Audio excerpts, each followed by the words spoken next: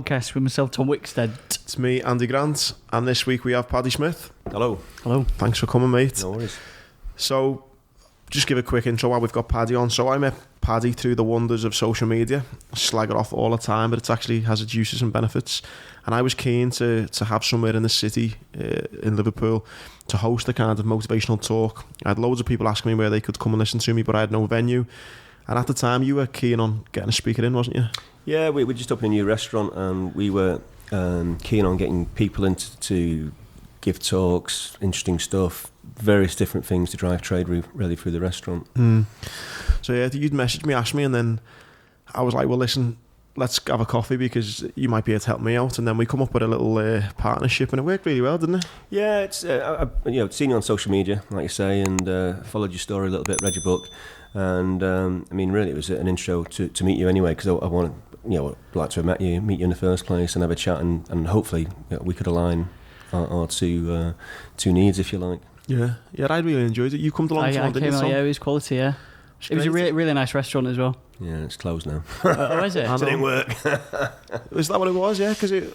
Yeah, we So this is Rocket and Ruby. Yeah, on Rocket and Castle Ruby Street. on Derby Square, Castle Street. We opened in November, which is a pretty crappy month to open a restaurant. November, which year? 18. Right, okay, yeah. Just the flip of the year, you get your years mixed up, yeah. So not a great month to open up, and it's a great location, and the food actually we had the best feedback we've ever had on a restaurant opening, just not enough people going through it. So there's an old adage, if you want a small fortune, start with a large one and open a restaurant. You can lose. And it's never happened to us before. This is the first time we've actually lost a load of money on a restaurant opening. So Really? you're still learning all these years later. Yeah. We came on me and Andy went on a walk before, and we were literally mentioning that, when you think of the high street now, it's either full of restaurant or bars or charity shops, really. Yeah. Like, it used to be full of everything from, Woolworth through to everything, and now it's just what seems to be just bars, restaurants and charity shops. It's really tough. I mean, I think we've all got a relative, my wife in particular, she does, especially at Christmas time, she does a lot of shopping online because it's convenient. And she's looking after 4 kids, running a household, and she hasn't got time to go to. I live in Manchester, the Trafford Centre. I mean, we never go to Manchester City Centre shopping because you got to get in there or park and all the stress and hassle and all that, and then walking around, you got one shop over there, one shop over here, or it's click, click, click, click, click. Yeah. So there's a place for the high street, and I was chatting to somebody the other day.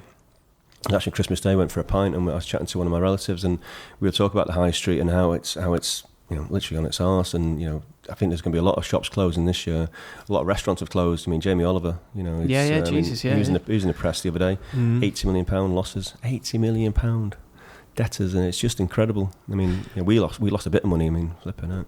So it's tough. I mean, if Jamie Oliver's struggling, then what hope have the rest of us got? So there needs to, I think, going back to. I mean, I'm 52 now, so I can remember the village I grew up in.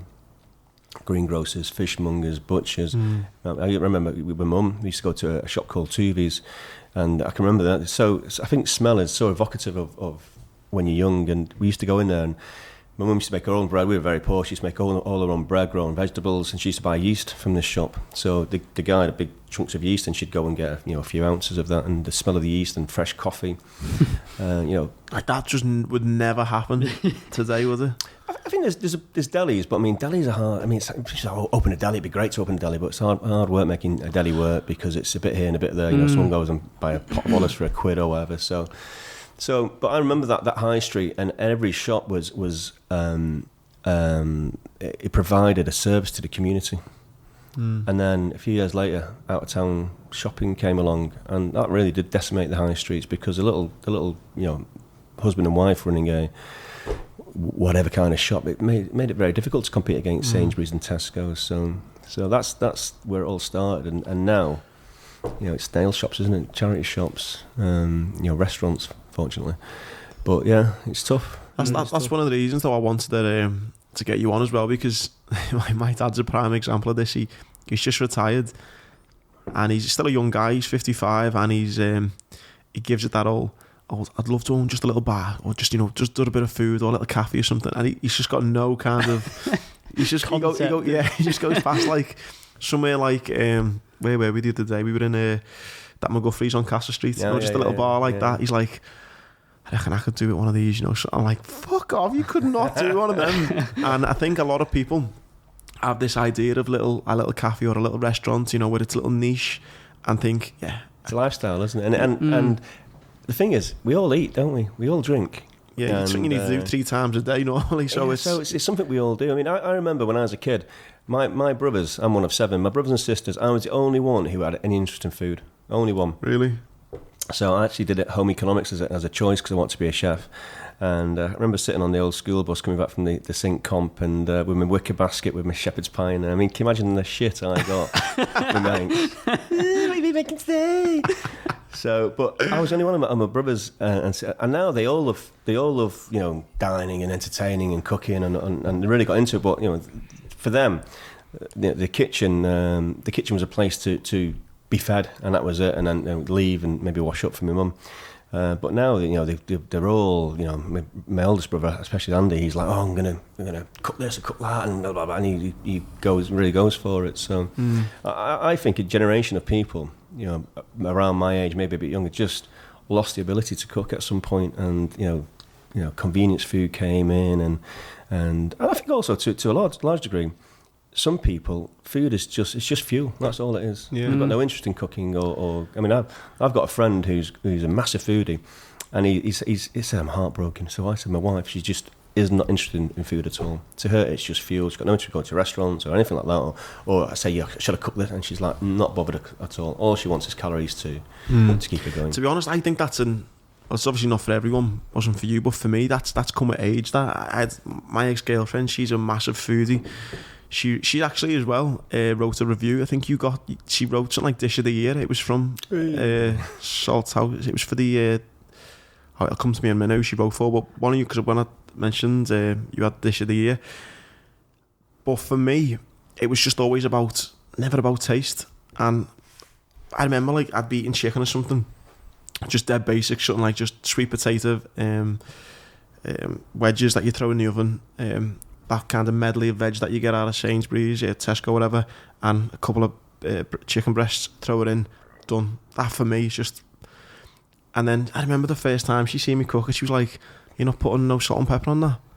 It's just like... No, salt and what? Yeah. And it was literally like that, and she was like, do you not season it? No, do you not do this? Do you not do that? Do you not... And for her, obviously, she's a massive foodie anyway, food reviewer, food blogger.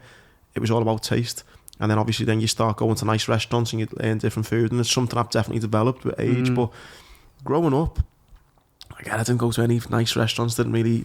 Well, they didn't exist. I mean, I remember when I was a kid, there was a place called the Waterside. It was a little restaurant near a canal, a pretty stinky canal. So, I mean, the Waterside in it was like connotations of grandeur, but it wasn't. But that was our special occasion restaurant, 18th, 16th. A big birthday would go there, and being one of 7, there was a few of those over the years. So, but that was the only restaurant in the village. There was nothing else. There was no takeaways. Even the pubs, the pubs were pubs, tap rooms, and women not allowed in the back. It was it was that kind of thing.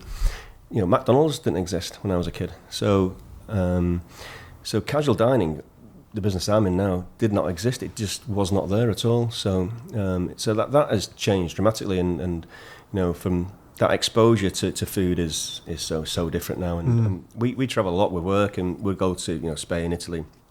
And quite often you'll go to a region, and that region is speciality is duck or whatever it may be, and that's all they bloody do. And you just crave something different after a little while. Whereas our high streets, you've got, you name it, it's just like Spanish, Italian, Chinese, Vietnamese, Senegalese, or whatever it may be. And that is one of our real strong points in this country. That variety, it is great. But it's changed a lot. I went to one I was in Barcelona just this week in gone for a friend's 30th. Oh my God, you talk about specialities. There's this place in Barcelona, I think it's called Champagne or something. It's called a Champinet. Anyway, it just specialises in, you get a Cava wine and like this ham that they do, but they've got a farm where they produce all the meat and where they produce all the wine, and it all comes locally. I've never had a ham butty like it. It was the best ham butty and glass of wine I've ever had in my life. And it's just this really quirky restaurant, I'll find the name of it, if anyone goes, and you're all just standing up in there. It's rammed. It was a queue to get in. You're all standing there with your glass of wine and this sandwich that they've just made right there in front of you, with a bit of cheese, bit of pickles on everything, and mouth water now thinking about it. It was so quirky, so kind of. That's the best thing ever. Yeah. The one that on that point actually, and from your experience, I can imagine that with those little places, when you start in a restaurant, do you ever think, right? Because it's not always about how good the food is, I don't think, in my opinion, because you might open like a friend of mine had a restaurant, opened it, incredible food, but there was just something there that was missing. Do you ever get to a point where you go, right, we're on to a winner here, this must be a winner? And then, because it's the same with bars as well, I feel like that there's just something about a bar, and I don't know what, I can never put my finger on it, where you think, that, like, there's Albert Schloss in Manchester, and you just think, how is this? That's the scale there, isn't it? The scale is what's impressive at Albert Schloss, and it's just like, wow. That's what I mean. That thing can be different, because like you're saying, I've been at Albert Schloss, I've been there with you actually, and then this place in Boston I'm thinking of, completely different, but it's just something must there. Be just a complete cash cow, and just when we design our restaurants, and me and my business partner Jonathan, we design our restaurants with the help of an architect. What we try and aim for, and I don't quite know how we do it, is so when you walk in as a guest, you say, I love it here. I don't quite know why I do love it, but I love it. And I can't really explain, and that's the kind of feel we want. We don't want to be in your face like some places. We don't really like Albert Schloss. Albert Schloss is great, but that's not us. We want people to walk in and just feel like they love the place, and they don't quite know why. And it's lots of little things. So it's should be always, when you sat down at your table and you're sort of glancing around, we should always look at something and think, oh, I like that up there. No, that's not that kind of that's that kind of feel to it. So it's. But we design it how we like it as well, so it's kind of our personal taste as well, and it's something we developed over the years, and we're always looking online, or when we dine out or go somewhere, or from shopping with my wife, I'll be in a shop somewhere buying, she'll be buying something, I'll be wandering around and think, make a nice restaurant. But I'll also be looking at the shop fit, what they've done, and actually our bar at Hanover Street Social is a bit of a rip-off of the, if anyone knows, the All Saints shop in L1. The downstairs bit, if you ever look at that, it is identical to our bar in Hanover Street Social, because we saw it one day. I was buying something, I thought, I love that bar. Let's recreate that, and that's so. It's little things like that you see all the time. So, are you guilty of doing what I am? If I watch an action movie and I see someone with a handgun shoot someone from about 2 miles away, I'm kind of like, that would fucking never happen in real life. When you eat out, you kind of, has it ruined you a bit? No, yes and no. Sometimes. Yeah, other times, most of the time, I just enjoy it now. Like, if you watch Mission Impossible, you must just love those films. Yeah, now even though it's not real, you think, when I was when I was in the Marines, and it was more so when I just started, and it was kind of going through and learning just what weapon systems do exactly, and then you see a film, I was like, that fucking never happened, that, and all this. But now, I enjoy them again now. But I could just imagine if you were feels like work. Yeah, an expert in food, I'd be like, this is took 5 minutes longer. Well, I suppose it isn't. Yeah, it's not work.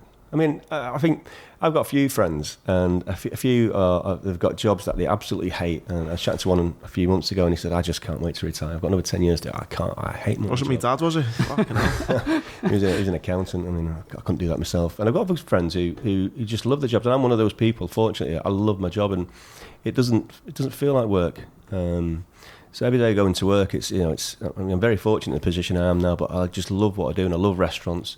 So we eat out quite a lot, and we go down to London or we go abroad, and we're always sort of looking to eat in nice places where we can pick up ideas.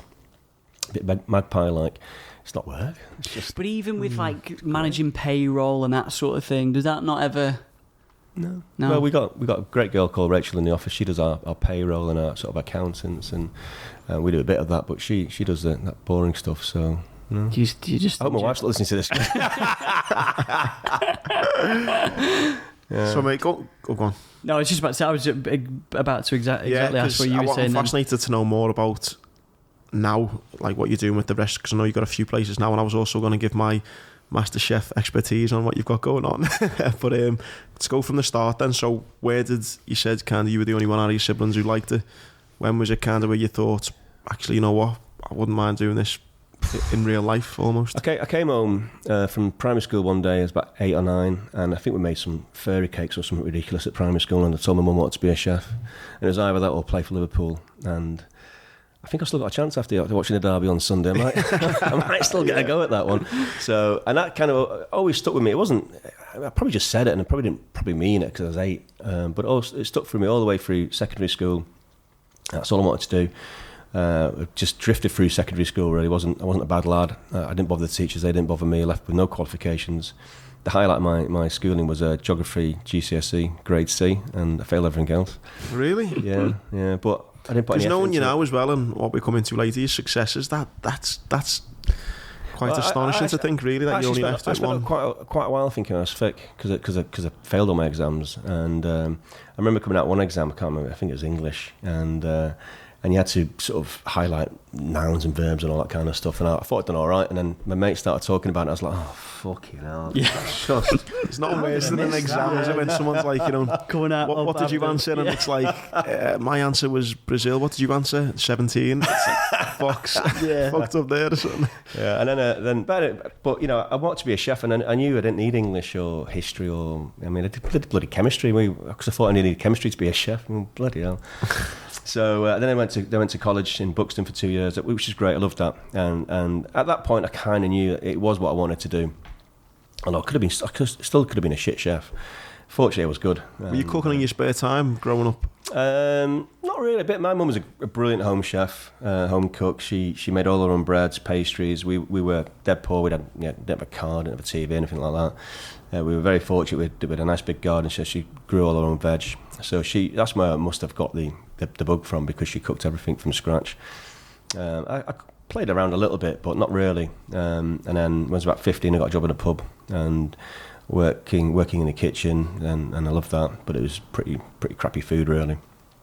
And then I went to college, and I enjoyed college. Again, wasn't the greatest student, but I managed to pass all my exams, fortunately. And then got a job in Nottingham. So that's how it all started for me, and I became a chef. Fell in love in college.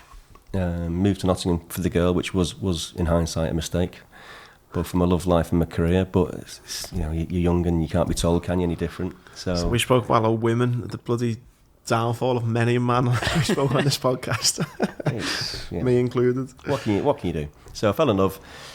17, 18, had a mortgage at 18, 19. Really? Yeah. Now you went balls deep quick. Absolutely, balls deep. Well, we were living there, and this is 87 maybe, 88. We bought a house. It was funny, we went to see a solicitor, and he said, right, the house was 13 grand, and I was earning 80 quid a week, something like that. But wage ratio, so what's that, 5-6 grand a year? Yeah. Wage ratio to house price, it was 2.5 times. Yeah. Well, she was earning about the same, so it's great. It was what you should do. And it was financially, it was a great decision. Catastrophic for personally, but so we sat there, and this solicitor in his pinstripe suit, he says, yes, Mr. Smith, you need to put a deposit down. I'm like, how much have you got? I'm like, I haven't got anything, mate. I mean, literally have not got anything. And I think I put 50 quid down, a deposit on this house, 100% mortgage.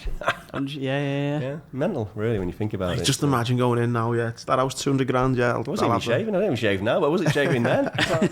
Mental. So we did that anyway. It lasted a couple of years, and then it finished, and I moved back home eventually. And I was working away in Stockport. It was pretty grim. This is 87, 88. Wasn't great. Just at this point, so at 87, were there any sort of celebrity chefs in inverted brackets at this point? Or? I think Michael Pierre White was just making waves in London, and sort of Gordon Ramsay would have been as well. But obviously, there's no internet in these days. I'm living in Stockport in a little village, and it's I don't know. Maybe looking back, I should have probably just gone to London and just gone balls deep in London. Really got a job in a Dorchester or something like that, but I didn't. So it's not like it is now, where you can just get your phone out and search great restaurants in London or wherever, or you hear about things, and we do it all the time. We look at restaurants online all the time. That didn't exist. It wasn't a thing. It wasn't even we didn't have computers. So it was telly, BBC One, BBC Two. It wasn't even Channel 4 in those days. So cooking programs were Floyd, getting bladdered on TV, and that was it. So that was part of the problem for me, if you like. So I ended up thinking. I remember one day I went to get a job in a shop because I was that hacked off with being a chef. It wasn't what I wanted to do, and I didn't do that eventually. And then one day I was at home and I was reading the evening news, and the classifieds looking for another job, something to inspire me. And I saw this tiny little ad, 3 or 4 lines, nannies wanted in Bermuda. And I'd always wanted to travel as a kid, always. I almost joined the Navy coming out of college, and I didn't. And I thought, I'll give them a call, see. So I picked it up and said, I'm not a nanny, I'm a chef. You don't know anyone who does placements in Bermuda. I didn't know where Bermuda was. Yeah, sure, we do, yeah. Come down for a chat. So I went down for a chat, didn't tell my mum and dad. And I got a job in Bermuda.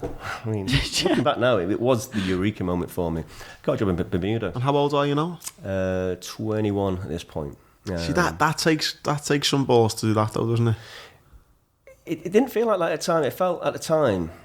How did it feel at the time? It felt normal, actually, for some strange reason. It didn't feel daunting. It just felt. I think I knew I needed to do something because I wasn't happy doing what I was doing. So I came home to tell my mum and dad, I said, right, I'm off to Bermuda. I'm like, what? And about 3 or 4, about 6 months later, I left. And I tell my kids now, I mean, they say that if they haven't got their mobile phone in their hands for 10 minutes, it's like, they're panicking. And I left, and I had 50 quid in my pocket, no credit cards, no mobile phone, no way of getting in touch with my mum and dad. And I remember my dad passed away a few years ago, but I remember one of the you've all got memories of your dad, haven't you, of growing up? And he took me down to Heathrow, and he turned to me at some point and he said, son, honestly, it doesn't work out. Just come home, be fine. And I was like, yeah, you know what? Yeah, I'll just come home. It's fine. So and then the best bit of that story was about a week before they placed me in this hotel, and they said, we're placing this hotel because a load of English guys work in there, and you'll settle in. I thought that's perfect, that, because first time I'm going away, and I don't want to be with with people I don't kind of get on with. So a load of English lads would be great. And the week before we left, they said, there's been a change of plan. You're going to this other hotel now called Horizons, and the head chef's Dutch, and all the chefs are French and German. I'm like, I was actually really upset. I thought, oh no, bloody hell, what's going on? What's going to happen here? It's actually the best thing that could have happened, because the other hotel was full of a load of knobheads, and this hotel with the head chef, English abroad, yeah, a little bit like that. But the food also in the hotel was rubbish. My head chef had been a sous chef at Le Gavroche in London, which is one of the best hotels and restaurants in the world probably. And all the chefs were all come from Michelin star background, and they were brilliant. And it literally was a eureka moment. I'd come from black and white Stockport. I mean, Stockport's not great now, but back in the 80s it was bloody awful.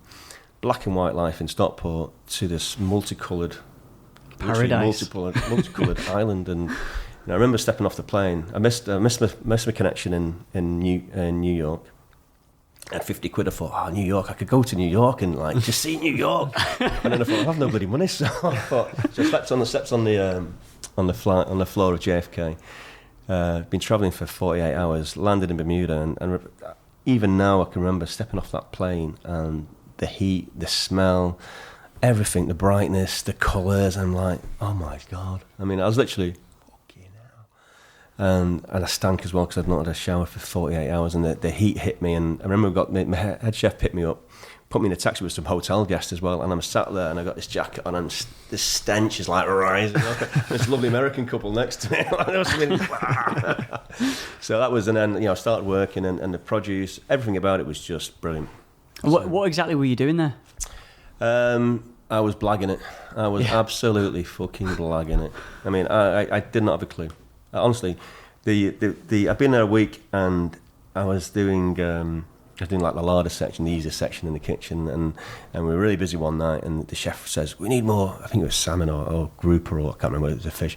Go down there, downstairs we had like a butcher's shop and a fishmonger's shop. Go down, get a load of these fish out and fillet them. I'm fucking hell, I've been found out here, and I had been found out, so I go down there. I never filleted a fish in my bloody life. Just didn't do it in Stockport at that time, so they came back and the fish was like, and he looks at me and he says, never done that before, have you, lad? I'm like, no. So next time tell me. So he was lovely actually, Albert, he was a lovely guy. So I was going to say, was it like a baptism of fire, or were they helpful with it, or was it like it's our way or the highway? What no, they were lovely. They were all really, the sous chef was a German guy. He was brilliant. I mean, he's a bit of a, you know, I love the Germans. I think the Germans are, I think they're very much like us. I think they've got a great sense of humour, and they like a drink, and I think quite ironic in their humour as well. So he was brilliant, and he took me under his wing a little bit. So no, it was a really, really steep learning curve, and I found out that the placement cost them about, I can't remember, it was about £1,000 or £500, which is a lot of money them days. And I thought, they paid quite a lot of money for me. They're not just going to sack me, are they? So, and it, you know, it was the deepest of deepest learning curves. Can you remember what was the name of the hotel? Horizons and Cottages. Is it still going? No, I went back actually in this summer, or last summer, just gone with my family. Did a house swap, and I'd always wanted to take the kids there, and it closed down a couple of years ago. So it's, right. But I went back a couple of years later and worked at another hotel, which is still going. So it's booming now, Bermuda, isn't it? I've just my only experience is seeing a lot of people going there. That's it. Yeah, really. it's different to when we were there. I think a lot of the expats, like myself, when I went there, a lot of those have been replaced with. I hate to say this, but maybe cheaper labour. I don't know. So we went out, and it was hellishly expensive. The first day in the summer we went back, and we got there quite late, and there's a food market on in Hamilton. So we took the kids, and we thought we'd have a wander down because we're in the capital, and we had some slices of peach that were really expensive. And I sat on a park bench, and this homeless guy came and sat next to me, and we got chatting away and and he said, "You can spare me any money?" I said, "Yeah, sure, man." So I got like $2. They have $2 notes. I got a $2 note out. He says, $2, man. I need $10, man. I'm like, $10? I'm like, what? So at that point I thought, oh no, it's going to cost me a fortune. So it really is expensive. And I think we went out for a drink one night, and there was nobody out, and I was like, oh man, when we were there, the place was bouncing booming, with chefs, nurses, you know, secretaries. So I think that kind of side of it has definitely changed, but it's still very beautiful. I wonder if you can find any photos of the original. What was it called again? Horizons and Cottages. I'd never even thought of going to Bermuda. I hadn't, but it was just seeing an advert in the evening news. It could have been anywhere, and it was just Horizons of Cottage and Cottages. You know what I love though? Stories like that is in the sense of like, I wonder how many people's lives have changed. That's it. See that pool there?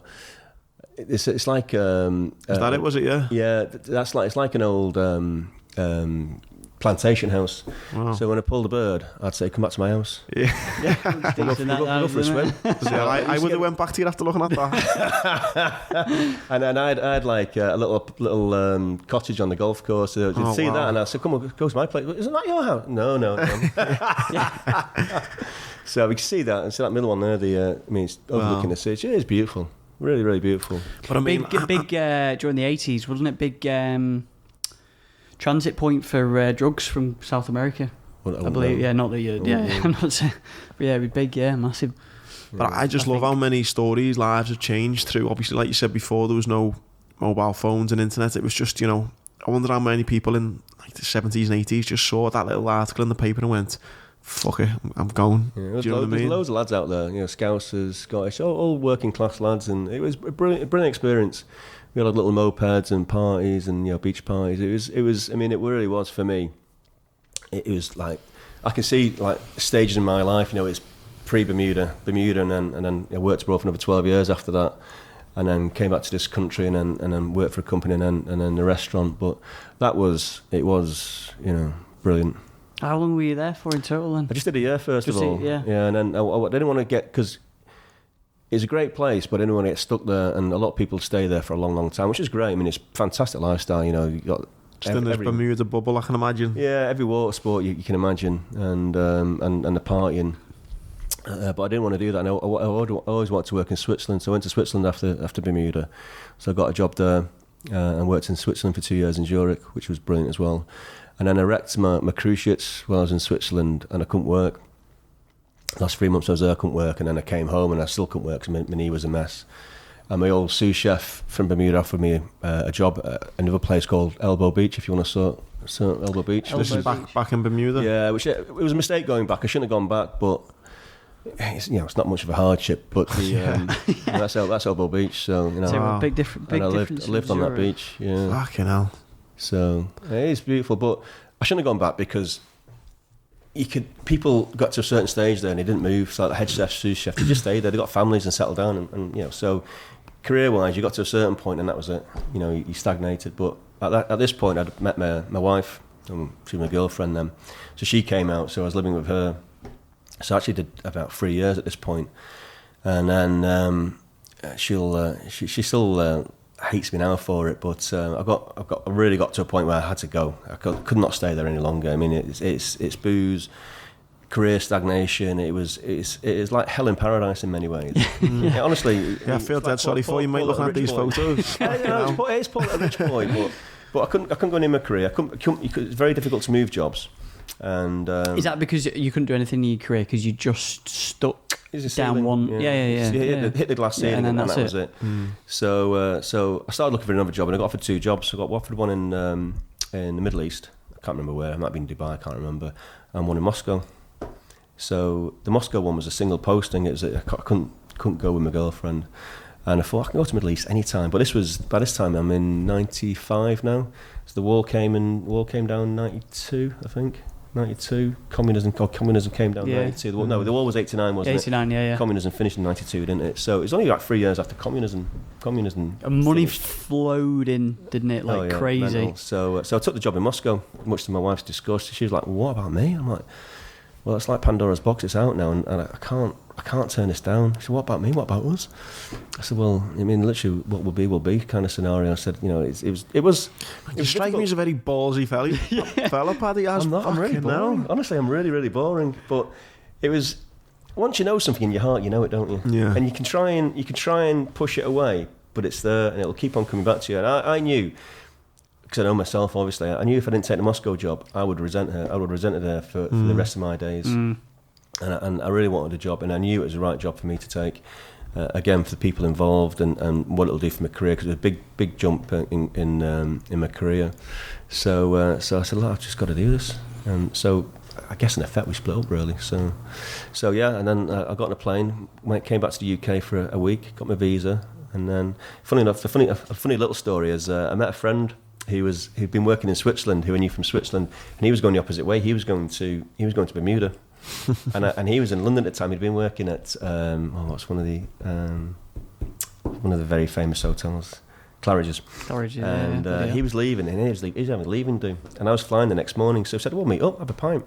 I was going, so he was going that way, and I was going that way. So we met up in, I can't remember where it was in London, and he was with a load of lads and girls from their hotel. Straight away, I thought, it's not right. These are a rum lot, and I thought I'll have a couple of pints and then I'll go.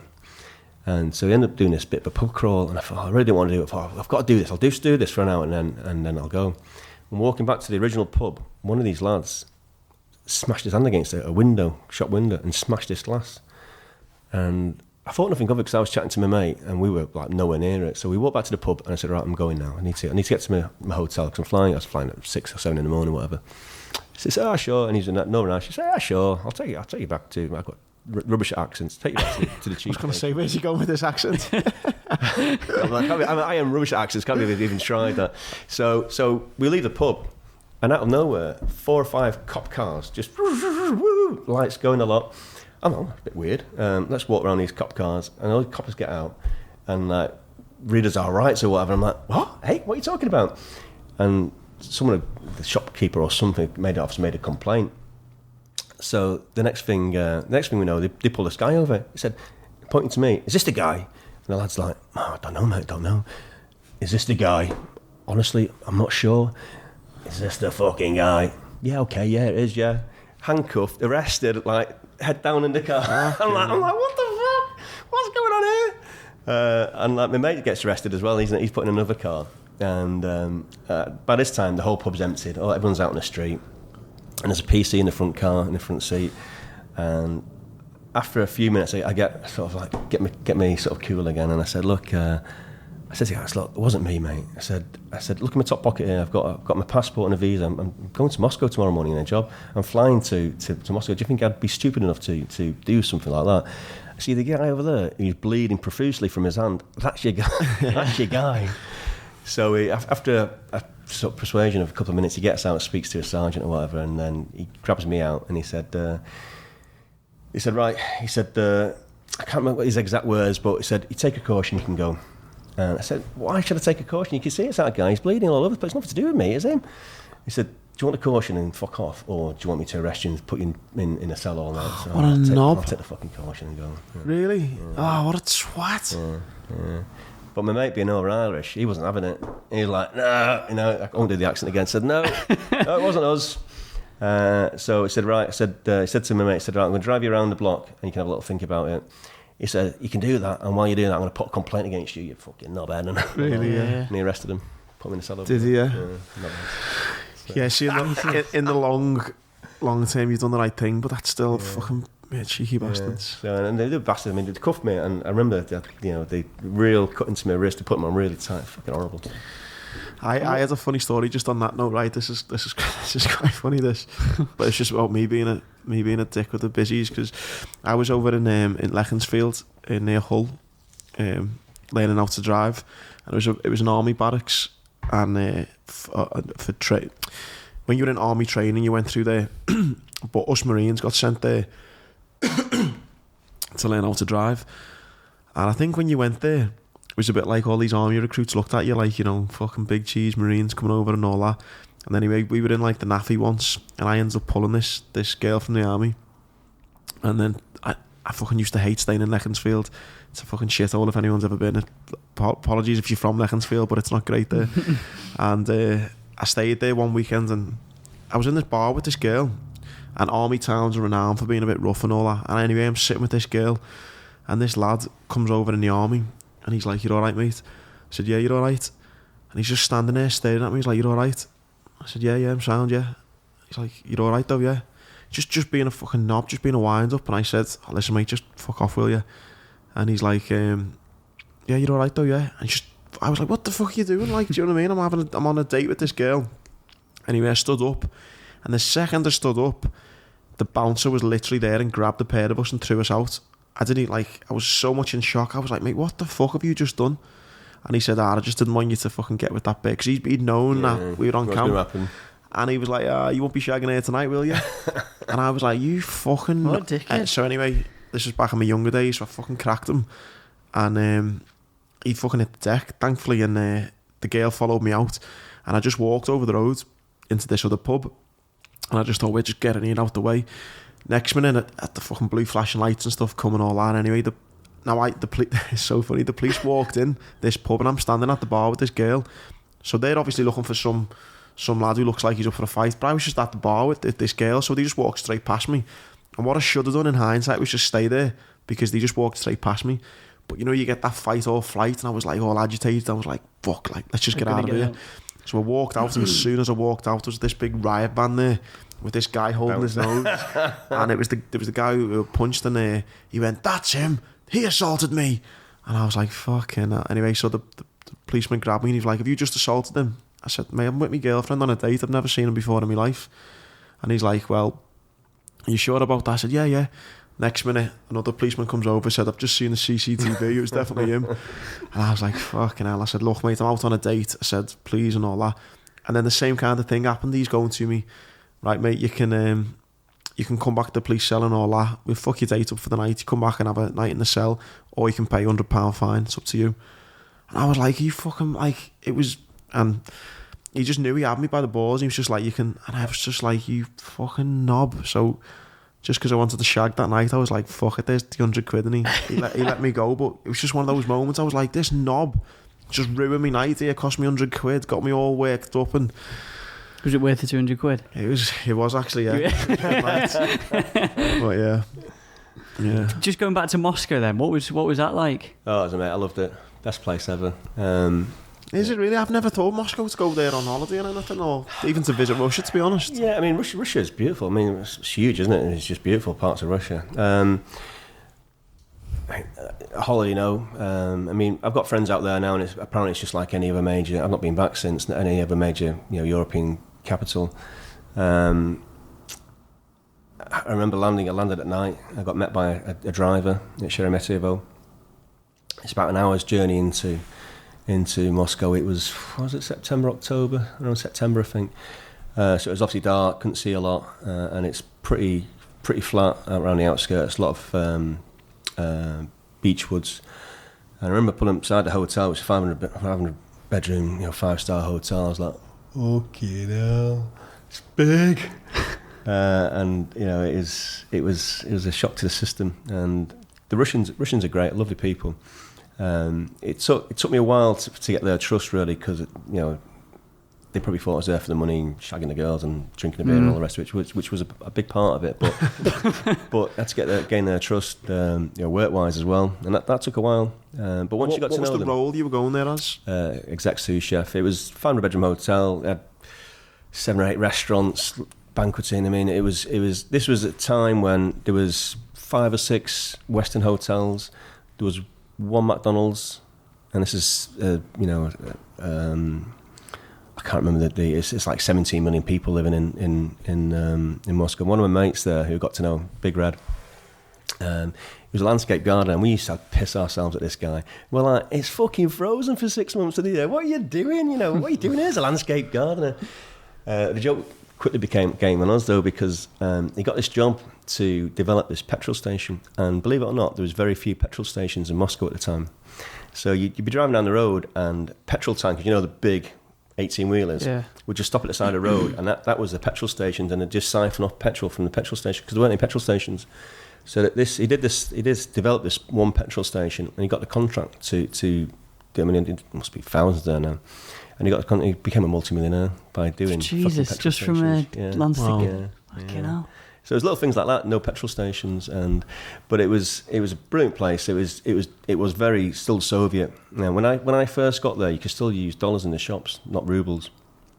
But they didn't. They'd send obviously the dollars over from the States, but not the nickels and dimes because it was too expensive. The transport was more than the money was worth.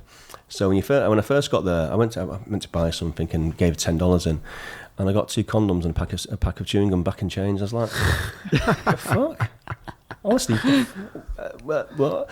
And I didn't speak any Russian at all, so I just got... All right, okay. Yeah. And that changed, and they brought in rubles quite soon after that. So little things like that were just mad. And in a 500 room hotel then, so like how... Like logistically, cooking for that many people...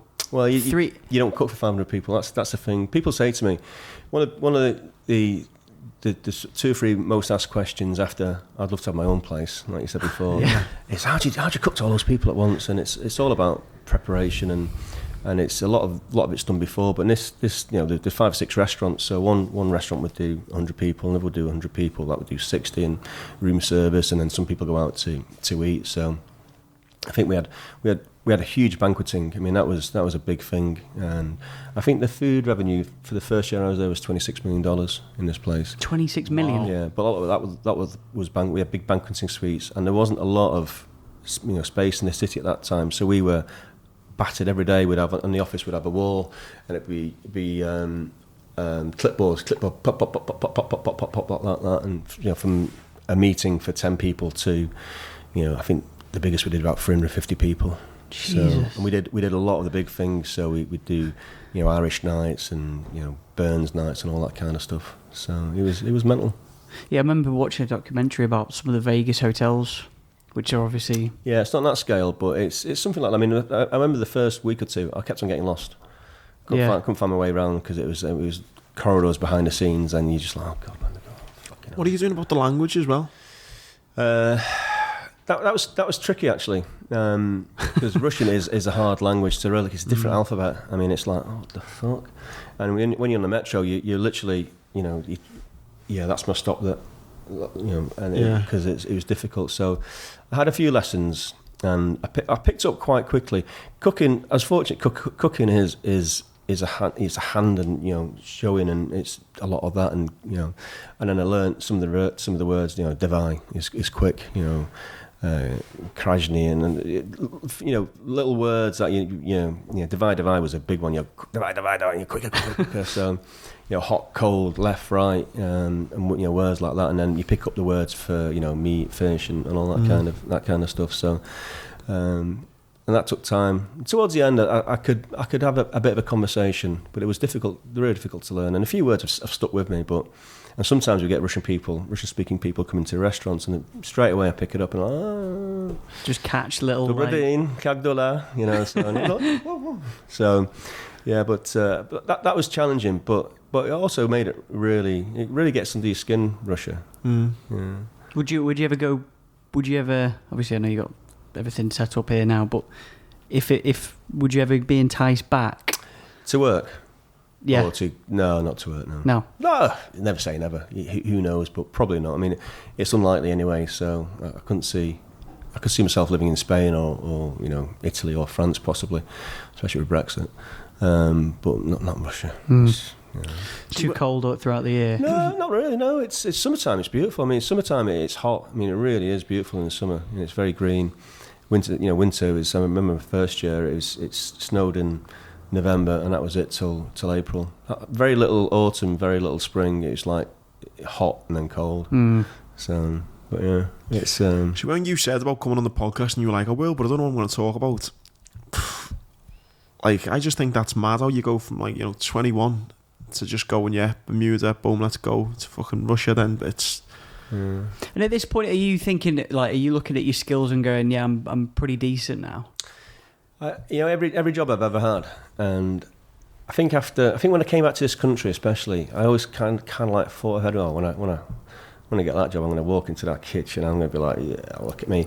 I've never done that ever. I mean, every job I've ever had, and going into my sort of later jobs is just don't want to get sacked. That was my starting point always, and wherever it was, even when I knew I had a great CV and I worked in amazing places, the first thing to just keep your head down, get to know what's what and who's who, and don't get sacked, you knobhead. So it's true. It's so it's very black and white, isn't it? Whether you're doing a good job or not. But also when I went from Bermuda the second time to Moscow, I took a big jump up in my career, and it wasn't in the cooking as much, because I could cook. I knew I could cook, but it was my management. I was managing multi kitchens, not just a kitchen, multi kitchens, and about 2 months into the probably the only time I really got a bit cocky. 2 months into the Moscow thing, I thought, yeah, I fucking nailed this. And one of the restaurants was an Italian fine dining restaurant called Villa Medici. It was beautiful food, and my job was not to cook; it was to manage teams. And I thought I was doing a really good job. And what I hadn't sort of really done is done my homework in this one restaurant, and I didn't really know the menu. And they got really busy this night, and it went down, and the chefs went down, and I stood there and I couldn't help them. And one of the Russians went past me, and speaking in Russian to another Russian lad, one of the chefs said, "Fucking sous chef." And I was like, "Yeah, you're right, mate. Fucking knobhead." and that was a real. I thought, I'm never going to let that happen to me ever again. What you mean, as in you couldn't help them, as in you didn't know the food and the menu? Yeah. So I needed to jump in there and do a section and get some dishes out to push them through it was only half an hour the way they were in the weeds, as we say. So that stuck with me, and that that burning sense of shame when your mum's found you doing things you shouldn't be doing. Got your Playboy out when you're a kid, and that burn you get. I mean, that's what it was like. You said there about kind of cockiness, though, hasn't it? I think as a chef, haven't you got to have that kind of swagger? Is that no? No, not really. No. What you need is chefs smell fear, and chefs they find out the bullshitters very quickly, because you can either do the job or you can't do the job. So you can have all this, and I've known loads of chefs with this, and I've seen chefs get promoted above me because they've got this. But then you get to a certain point, and then they get found out. So what you need to have is you got to have that. You got to be solid. You got to be able to do the do. And one of my strong, I wasn't the best chef, but I was organised, and I could see a kitchen. I knew how to describe it. I know what needs to be done in a certain way. I mean, I look at my boys now and cooking in the restaurants, and I think, oh my God, how did I do that? But I did it. I could do it. I could organise people, and I could organise myself in a way. A lot of cooking is timing and getting things. So you imagine check on, load of checks on, and you got lamb or beef or sea bass or this, whatever it may be, and instantly well, I need to do that first. It's not even. It's like footballers. I knew I was never going to be a footballer because I could never see the pitch. I could never see that pass, and I knew I could never play football to a good standard because I couldn't see it. And I thought, if I can't see the pitch, I can't play, even as good as I can. And it wasn't natural to me. but I can look at a kitchen and it's natural to me. Mm. It's weird. It's a good analogy, that, to be fair. Yeah. Yeah, and I never knew that when I was a kid. I never knew I could do it, and I don't suppose you do until you actually get into a professional kitchen. And some people can do it, and some people can't. I mean, I say to my wife, I said she might make a disparaging remark about a waitress, maybe if we're having a bad meal or something. I said, you can never be a waitress, love. And I know her well enough to know that she couldn't do that job. Well, that's one part of the podcast I knew would come up, and I wanted to kind of say my input on it. My little experience in MasterChef, not that I don't think I would ever complain, but I got to go and work in a restaurant called the Coal Shed in London. Oh my God, I would never, ever, ever, not that I would anyway, but I would never complain ever in a restaurant about food being slow oh my God. We never complain when we go out, and we've had some pretty bad experience, but we never really complain. I would. But that's more because because you've been on the other side. We kind of get it, and it's like, well, we'll just move on from it. So it's just the respect I had for chefs and anyone who works in a restaurant is unbelievable. I would love everyone. You get snobs who moan and like, oh, could have been. I could do that. Go and just look or spend 20 minutes. It is fucking hard. It is the most pressured. One of the most pressured environments I've ever been in. Well, it's one of probably, I don't know, I'm sure I can think of more jobs that like this, but what you're producing at your desk, if you like, it's being judged straight away, immediately. As soon as you put that dish over the past, someone's eating it, and it's how much more personal can you get than putting food in your mouth or drinking in your mouth. It is. And people, honestly, we're not perfect, and we get things wrong, and people get so upset when it does go wrong. It's the consistency, I think, as well. Yeah, that's the key. I had to do one on that MasterChef, and it was I think it was octopus. I think it was, and you'd have to do it like say 7 dishes at once. And it's more so, for example, if you're doing a table of 5 and 2 or 3 of them have ordered the same dish, and you're putting them out, all 2 or 3 have got to be the same. They've got to look the same. They've got to be cooked the same. They've got to be the same. It's like fucking. But I tell you what, I mean, just talk about now. Is those nights when you're in the kitchen and you're rocking and rolling and it's busy and there's just checks flying, and I tell you what, it's an amazing feeling. Honestly, it is a wonderful feeling, and it's if it's going well. Fuck me. Even when it's going badly, it can go badly well. If that makes sense. I mean, I remember one night in Moscow we had this fine dining restaurant, 26 covers, and the food was really really top notch. And for whatever reason, I think I had one commis chef. I should have had 7 or 8 chefs working with me that night, or I wasn't even meant to be working. I ended up doing 15 covers or 16 covers, which doesn't sound a lot, but it was, immense. And there was pans literally flying everywhere, and I did it and got through it, and it was the best worst experience ever, if that makes sense. It's exhilarating. I can imagine. I mean, it's like a drug in some ways. I had to. I think the most I had was 7 or 8 at once. And it was like doing all this at the same time. And once they were all out, and they were all, obviously the guys were helping me, I didn't do it all on my own. But it did feel amazing at the end. Yeah. I mean, I imagine Curtis Jones the other day scoring that goal felt a million times better than I ever felt in the kitchen, scoring in front of 54,000, people, or singing at Wembley in a pop group. I can't imagine what that must feel like. But I think chefing on those nights is a little bit of that. I can well imagine, yeah. But going back to the pressure and the feeling of, I always say, like, now I do motivational speaking, I get up and stand for an hour. See, I could not do that. Well, yeah, I guess you can, all that thing, building a brick wall is easy if you know how to build a brick wall type thing. But what I mean by that, though, is like, you stand up and you talk for an hour, or when I was in the Marines and you're working 16 hours a day and stuff like that, they're the kind of 2 ends of the spectrum I've got. That working in a restaurant, and bearing in mind I was only there doing it for an hour, and the orders are flying in, that was fucking, when I think back to like when I'm in training in the Marines and you're fucking running about, you don't know your arse from your elbow and you're doing it, that's what it was like. And I was just like, this is fucking hard work. Like, do you not think the cameras didn't help as well? In the back of your mind, thinking this is all documented. No, you know what? Honestly, I didn't even think of the cameras. I was so concentrated on just trying to not burn stuff and to plate it up properly and to make it look all right. I kind of forgot a little bit it was there, and I was also just thinking, I couldn't fucking do this. there was a big part of me thinking I could not fucking do this. Yeah. Like, it was, and it just gave me, it was such an amazing experience. Don't get me wrong, it was amazing to have done it. But I thought, fuck me, like, they are so talented. Not only are they good cooks, but like you said before, the man management, the preparation of things, the timing of things, being able to do 10 different things at once, knowing what looks right, what tastes right, what feels right. Things like fucking stupid things. I was like, I'm such a, I'll look at a recipe book and it'll say, you know, cook for 6 minutes, and I'll cook it for 6 minutes. These are guys are going another minute, and I'm like, it's how the fuck do you know that? Or I'm like, the heat, and it's got to be on like a 3. They're like, no, that's heat. I'm like, how the fuck do you know? And just, how long for the lamb? 30 seconds. I mean, yeah, how do you know? Well, it was just, you just know. And the producing this food, and again, the big one for me was, we spoke about it on the last podcast, talk about New Year's resolutions and stuff, and I think, you know, you were saying like the checks that you go through, no matter how big you are in organisation. We were talking about like pilots, they might have flew, you know, 10,000 times, but they still go through checks, do this. Yeah. And in the restaurant, it seemed a little bit like that, you know, kind of checks, right? Yeah, done that. It was just the organisation of it all.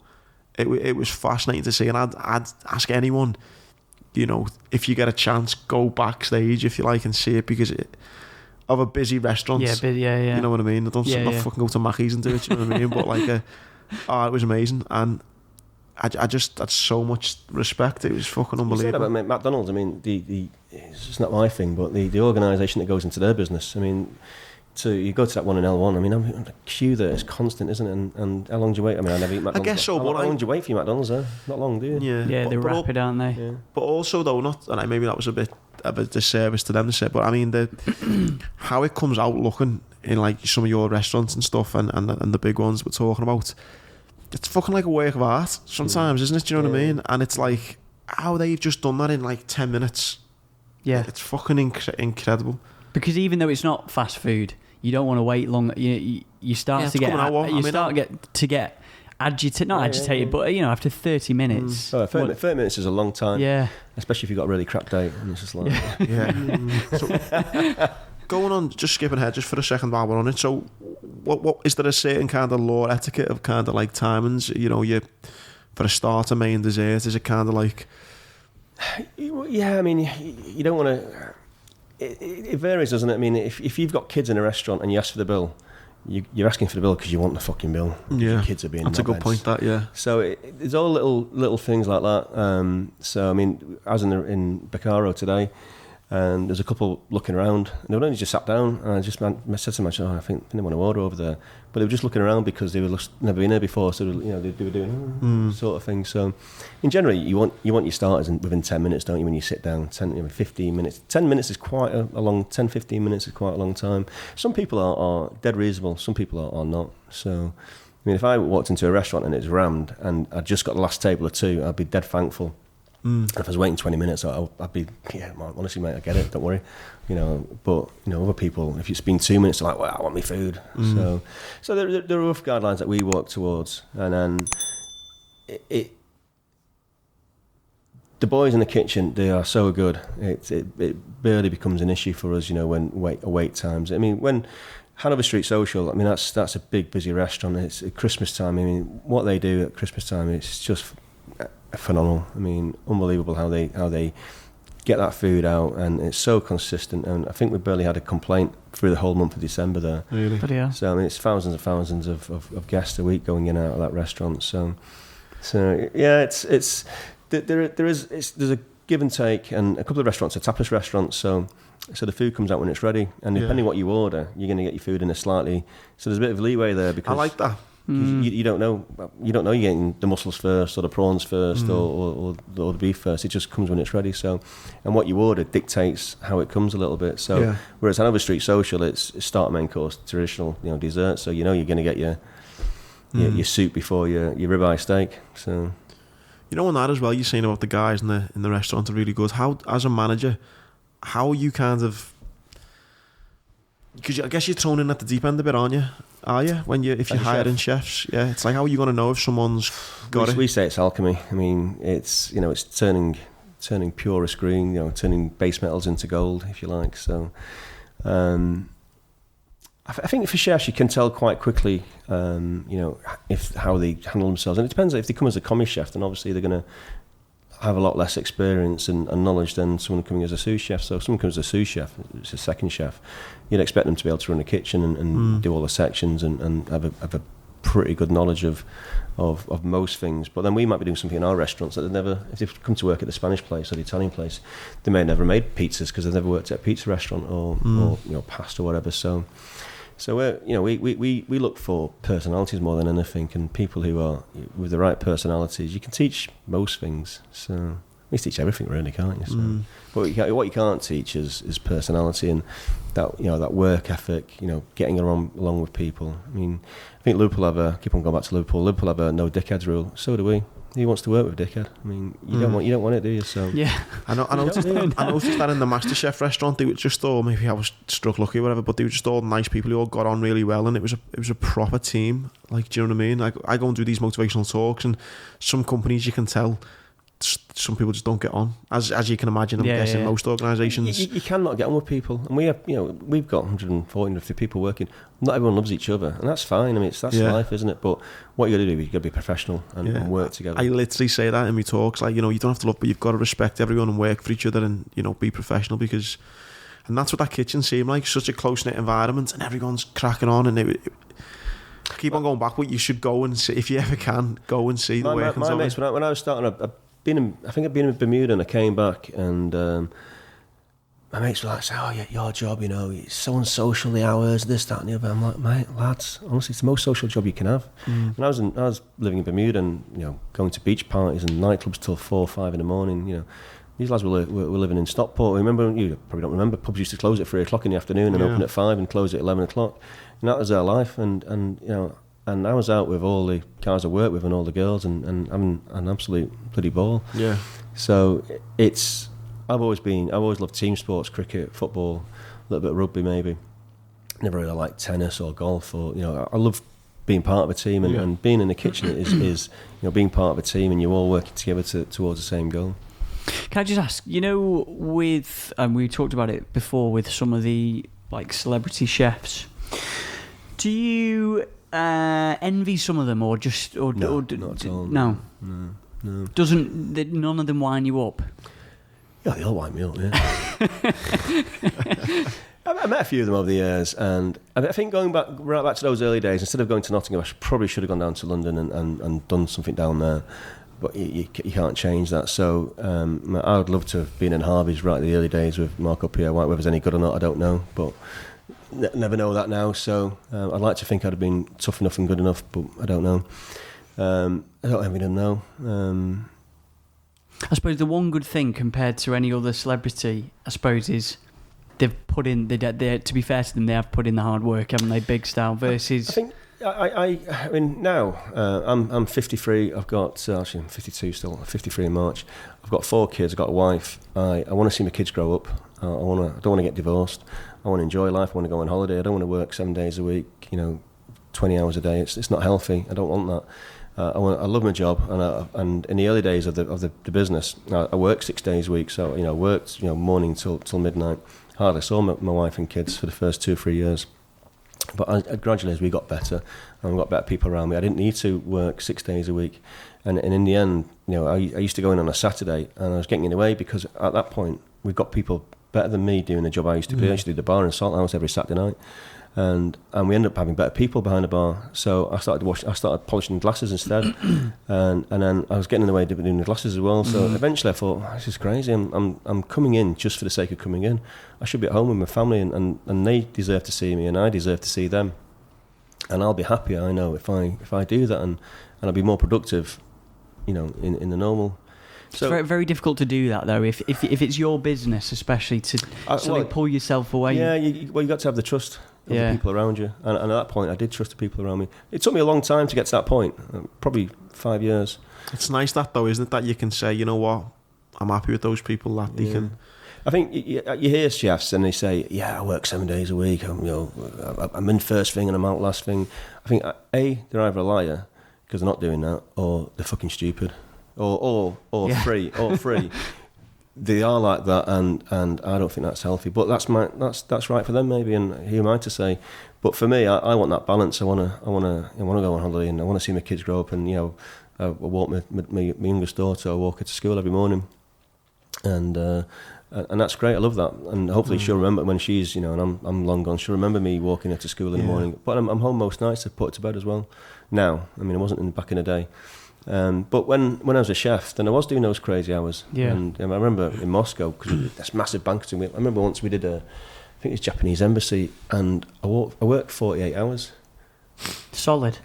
Jesus With like an hour's kit, because we had this massive, I mean, it was 600 people, it was a massive thing going on. And when, jumping forward a little bit, when I opened, I used to work for Ego Restaurants, opened the first restaurant there in Heswell for them in 2000, 2000. And when we first opened it, I worked 30 days straight without a day off. And it was 9 in the morning. Hell. 9 in the morning till 1 the next morning. And I was getting home, having 5 or 6 hours sleep and going back in. That almost cost me marriage, that job. Unfortunately, we got through it, and work-wise and marriage-wise. Because my wife worked as well, so she was. We never saw each other. Passing ships. Yeah, literally. 30 days without a day off the first. Jeez. If you're listening, Johnny Poole and Jason. So I've done those hard yards, and I don't want to be doing those hard yards. I mean, Are you seeing? Because of how hard it is, are you seeing less and less sort of young people coming through at all, or is it not like that? My son's just started working for us, mainly because he messed up one of his A-levels in the summer, so he couldn't do the course he wanted to do at university, so he was at a bit of a crossroads. I said, come and work for me for a bit and figure out what you want to do. So, and I can see in him, he could be a chef, and he's not there because he's my son, he's there because he can do the job as well. So he has worked for us before, and he had a part-time job in a pub. We still got quite a few kids coming through. It's always been, when I was 15, my mum and dad didn't try to dissuade me, but they got one of my brother's mates round who'd been a chef to try and dissuade me a little bit, I think. And he was like, at 5 o'clock, I work in this basement kitchen, and there's windows, and I can see everyone going home, and it's got another 5 hours to go yet. And he didn't enjoy it, but I just like, whatever, mate. See ya. So, but back in the day, it really was a job where if you couldn't do anything else, you went into catering and did something. I think there's a little bit of that now, because anyone can get a job in a kitchen, washing dishes. Can't you? I mean, you don't need any skills to wash dishes. Really, you just need hard work and a bit of aptitude. But more and more, people see it as a career now. We get a lot of graduates working for us part time. They come to Liverpool and they need a job 2-3 days a week, doing whatever. And quite a few of them stayed on them. They've decided to make a career in the industry, because it does become a little bit of a bug, and you do love, if you love working with people, and you don't like the routine. And the lads I worked with on this MasterChef, he a bit like what you were saying before. You wish you'd went to London. He went to this bloody French university thing, French culinary place in London. That's like fucking ninjas go to with a chef in Wales. Do you know what I mean? He went there for like 3 years. All these French chefs, and you had to call them a certain thing. It was sounded like a bit like like a monastery thing, like how he was explaining it. And I've got him on Instagram now. Just a young lad, good looking lad, amazing chef. And it was that kind of feel, that teamwork of people. I was thinking, I'd fucking work here just to be mates with him and go on the piss with him afterwards and stuff. And he was that cool kind of, I've met amazing people I work with, but in travelling, I've travelled the world doing my job, and I lived in an amazing place. And you can travel as much as you want, but unless you live somewhere, you don't really get the feel for the place, I don't think. And especially working with people, working with the Swiss guys or the Russian guys. And when I left Moscow, I mean, it took me a while to really get to get integrated with the Russians. I remember the first time I felt like I was one of the team. The chefs came up to me and said, "Chefs, we must go for a chef's party." So, okay, yeah, great. We meet at such and such Red Square. Okay. So it's middle of winter. It's -20, snowing, and we meet on the corner of the Kremlin. And the Kremlin's huge. It takes ages to walk around it. So we meet, and they're all there. It's like, okay, chef, let's go for a party. And around the Kremlin is like a park. You can walk around it. I said, great. Where are we going? Thinking we're going to a pub or something, and whatever. So we go to the park. I said, okay, yeah, great. is that a pub? Is it the park? You know, the park. No, we go to the park. We drink vodka and we eat chocolate. What? Yes, chef. This is a risky chef party. So we literally stand in this fucking park. I mean, it was beautiful. It was snowing and the Kremlin's all lit up. You know, amazing. You get bottles of vodka out and start drinking vodka and eating chocolate. This is -20. This is -20, and this is a fucking Hope you had your coat on. Chef's Russian chef's party, and it was bonkers. But I loved it. I thought, they've accepted me. Yeah, it's nice. Do they drink? Do they drink like this? Like you hear about? Yeah. We used to. We had 24-hour room service, and quite often I'd come down in the morning, and then the night chef would be on the. We had these huge, but big as this table, pods of potatoes. He'd be asleep on top of the potatoes, pissed. Really? Yeah. Eagle, come on! So yeah, they drink. Yeah. Bloody hell. Yeah. Where did you go after Russia then? Well, my wife, we managed to keep it together. She came out and we got married when we were living in Moscow. We came back to the UK, got married on Friday the 13th in '96, and then she came back with me. We spent a year apart because she couldn't come out until we got married. So she literally said, "Marry me, you'll never see me again." So I was like, can I think about that? So we got married and went back to Moscow, and then unfortunately she had a miscarriage in Moscow, which kind of put a dampener on things. We decided to leave, and I got a job in Grenada in the Caribbean. Wow! So we went back west again. We spent a year there. We had a beautiful beach house, and that was obviously the opposite of Moscow, but the people were the opposite as well. You think the Caribbeans were dead friendly, and the people there were really, really friendly. But work-wise, it was it's like you'd sit in a meeting and someone would say, well, you know, the other day such and such is wrong, and you'd say, well, it was wrong because of them and them, and it was like, oh, I sit in the middle, oh my god. So it was brilliant, and we lived on Caribbean Beach. I mean, if you get Pink Gin Beach up Grenada on there, we had this beautiful house overlooking the sea. Pink Gin Beach. Pink Gin, as in the drink. Pink Gin. Pink Gin. Sorry. Beach. Grenada. That's the top one there. I was thinking to myself, surely there's not a beach called Pink Gin. But Wow. So it's no longer there. It's been knocked down, I think. For actually, no, it's still there. It's still in. My brother went last year. It's still there. So we lived there for a year, and then my wife didn't get pregnant for the whole year we were there, which was I still think now it's. I love psychology. I think it was psychosomatic. I think she couldn't work. We didn't have any. There's a very small expat community there. Beautiful place, but she couldn't work, so she lay on the beach all day, which is great, you know. But she wasn't really sporty, so she didn't do any of the water sports that you could do. And I think the more she thought about it, why they have the miscarriage and all the rest of it, we didn't get pregnant anyway. So she said, right, we're going to go back to the UK to find out what's going on. So that's when we came back to the UK, because at this point now, I can see myself. I'm a head chef of this. It was a spa resort, beautiful place. It says Sandals. Yes, Sandals now. Yeah. They sold. It was La Source. It was La Source, and then they sold out quite a few years ago, I think. To it was privately owned at the time. They had 3 or 4. They had a hotel in San Lucia and somewhere else, and then they sold out. So it's Sandals now. So I've lost my track. Can I just ask, just in regards to, we've all been to some resorts abroad. Hotel-wise, is it big money in hotels in terms of margins and that sort of thing, or because there's so many obviously? I think they're expensive things, but we looked at doing a hotel years ago. I don't know why we were thinking of doing a hotel, but I think the profit on the room is quite big, because once you've changed your linen, there's no cost of sales, is there? So you've got your staffing side of things. So I think there is decent margin on it. I think what the problem hotels have now is that everyone goes on when you go to Vegas or wherever you go, Spain, you go on Booking.com, don't you? Yeah. And all these sites and they take a cut of the room rate. So I think that's an issue for hotels, because they never used to have that back in the day. So I think hotels can be quite profitable. Airbnb as well. Yeah. I mean, I used Airbnb a few years ago in Paris for the first time. It was brilliant. Yeah, I used it in Brazil. Yeah, it was great. Yeah, because I had 4 kids, so it's like we went to Disney World with my kids, and it was it's that expensive for the hotels. It's like £1,000, and I got an Airbnb for £200. Yeah. So So we headed back, and at this point I'm thinking, well, I'm head chef now. I'll get another job somewhere else as a head chef. I don't know where else. Maybe Australia or the Far East because I want to go there. And then I could see myself going into sort of management in the hotels, becoming a general manager of a hotel at some point.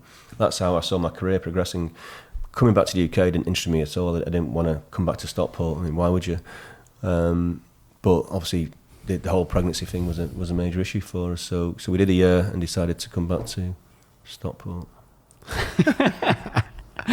And you've been back since, or? Not been back to go. I'd love to go back to Grenada. Grenada was a great place, dead friendly. I mean, you can see they got like rainforest and volcano in the middle. I used to there's a sports hut on the beach. I used to water ski every day, scuba dive. I used to do little aquafin boats. I used to go sailing, take a boat out into the sea. My mum and dad came out, my wife's mum and dad came out. They had fantastic holidays there. So are all the pretty much beaches bought now by big resorts then? I don't know. You're trying to buy a fucking hotel somewhere, are you? Yeah. No, not really. I mean, good margin. Good margin. One, I don't know if they own their beach at all, but I mean, the hotel was there, and you couldn't access the beach without going through the hotel. But yeah, I think you could walk down where we lived. There's a little path you could walk down. But I can't remember the Grand Anse Beach is just full of hotels and beaches. Nobody owns a beach, do they? Not well, yeah. So we ended up back in Stockport. And I said to my wife, right, I'll give you 6 months, find out what's going wrong with you, and then or me, because it could have been me. Yeah. And then we're off again somewhere. And 20 years later, I'm still here. Talking to you lads. Could have been on fucking Pink Jim Beach and you're sitting here in Prescott. So why would it? So and then owning your own, because that's obviously a big switch then from. Well. Because it's another level of... That's another story. Because when I was in Moscow, as the sous chef there, so I was under chef, and there's another guy, a German guy called Alex, who was a sous chef as well. So there was the exec chef and then 2 sous chefs. So I remember in a conversation with one of the expats there. I said, I can never be an head chef. I couldn't do what Albert does. He's got a responsibility for, it's $26 million of revenue a year. Couldn't do that. And then a year later, I'm a head chef in the Caribbean. And then I came back to this country, and I was looking for jobs, and we decided we'd probably stay in the Stockport area where my family and my wife's family, Justine's from. And then I met 2 guys, Jason and Johnny. Johnny's my business partner now, and they had a restaurant called Chez Jules in Chester, and they were advertising. They were going to do something called Ego, all hopes and dreams really. So I had a few interviews in Manchester, and I travelled over to Chester one day. We both went over, and I thought, I'm not doing this journey, it's an hour, this madness.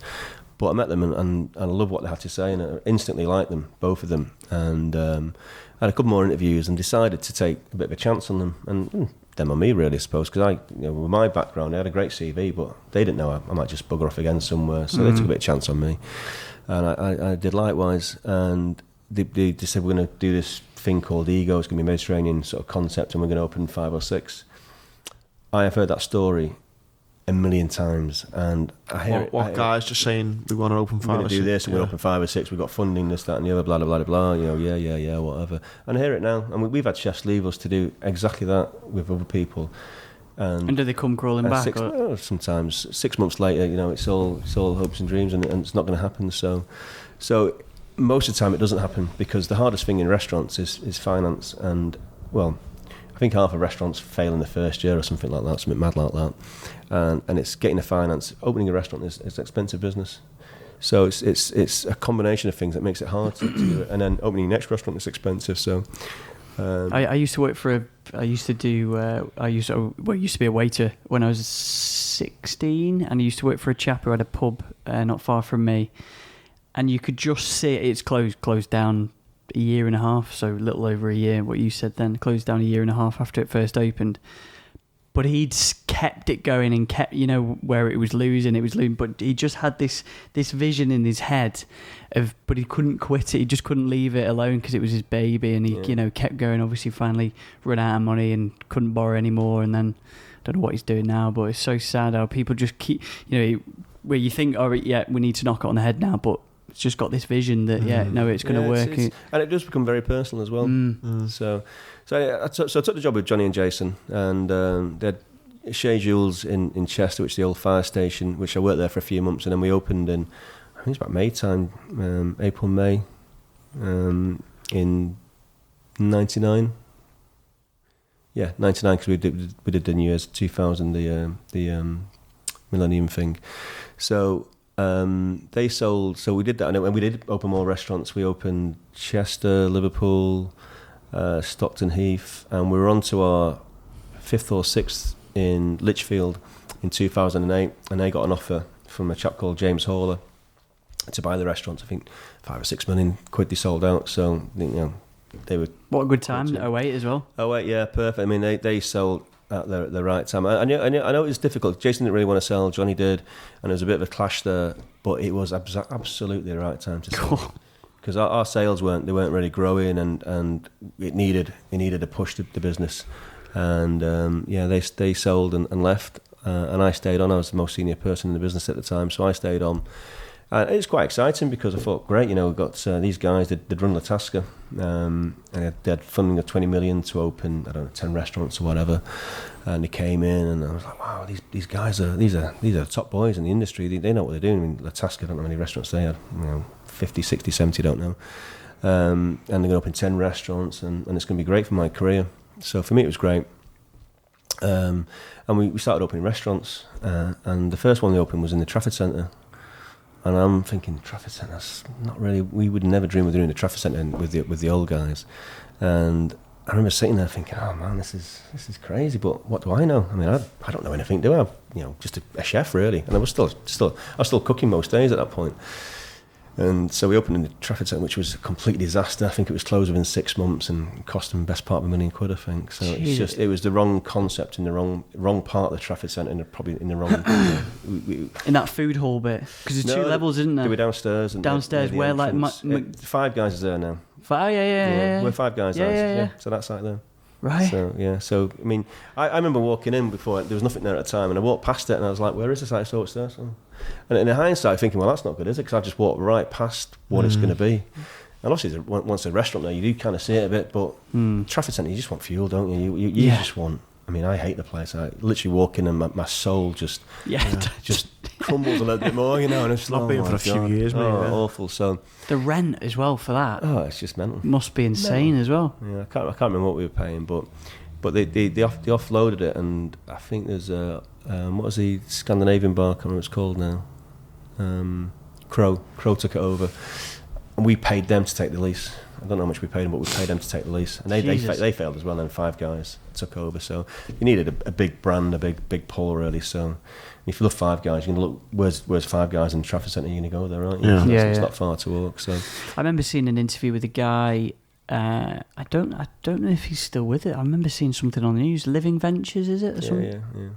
Yeah. Huge. They own loads of restaurants in Manchester, don't they? Yeah, they did Living Room, and then Living Room, they were cracking me. And I think they sold and the Botanist. Do they own the Botanist? Alchemist, but I think Alchemist is New World Ventures now. I think they split. Yeah, that's it. New World Ventures. Yeah. A buyout of some sort. So yeah, they are huge, and quite a few of my chefs who used to work for me went to work for me as well. Right, because it's just surprising where you see like Pizza Express is a good example now. You see some of those other restaurants, but then you see all the ones that are just flying. I know we talked about this before, but all absolutely flying, and it's weird why.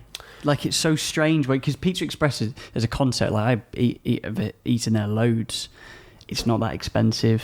It's quite, Yeah, I think. I mean, not to go back to Jamie's, but I think that there was an arrogance there. I remember when they first opened in L1, we were next to them. I was next to them, and we knew one of the managers there, and we thought we're going out for dinner. I think so. Fancy drink. Let's go to Jamie's, have a drink in the bar. They wouldn't let us in. Why? And they knew us. So, well, check it's okay to let you in. So, why? What do you mean? Because your competition? No. We just want a drink. So we don't want to eat. Yeah, just got to make sure it's okay to let you in to have a drink. Right. And they used to make people queue, and we also think there's a bit of an arrogance there, but we didn't know how it was going to end up. But there was an arrogance there because it's Jamie Oliver. We're Jamie Oliver. We do what we want, sort of thing. So,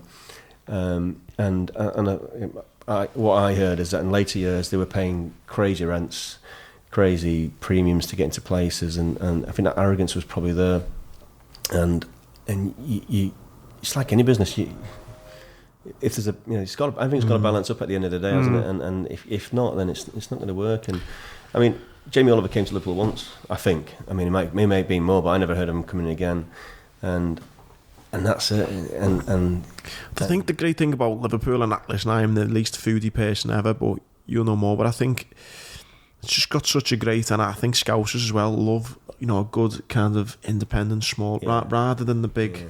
I think that's very true. You know the people who hate. I've never heard a good thing. I've been once. I wasn't that impressed with it, and I only hear bad things about it. Is the Genos? I hear very rarely people talk good about that. Yeah. Scousers love those little independents, don't they? And I think Liverpool's.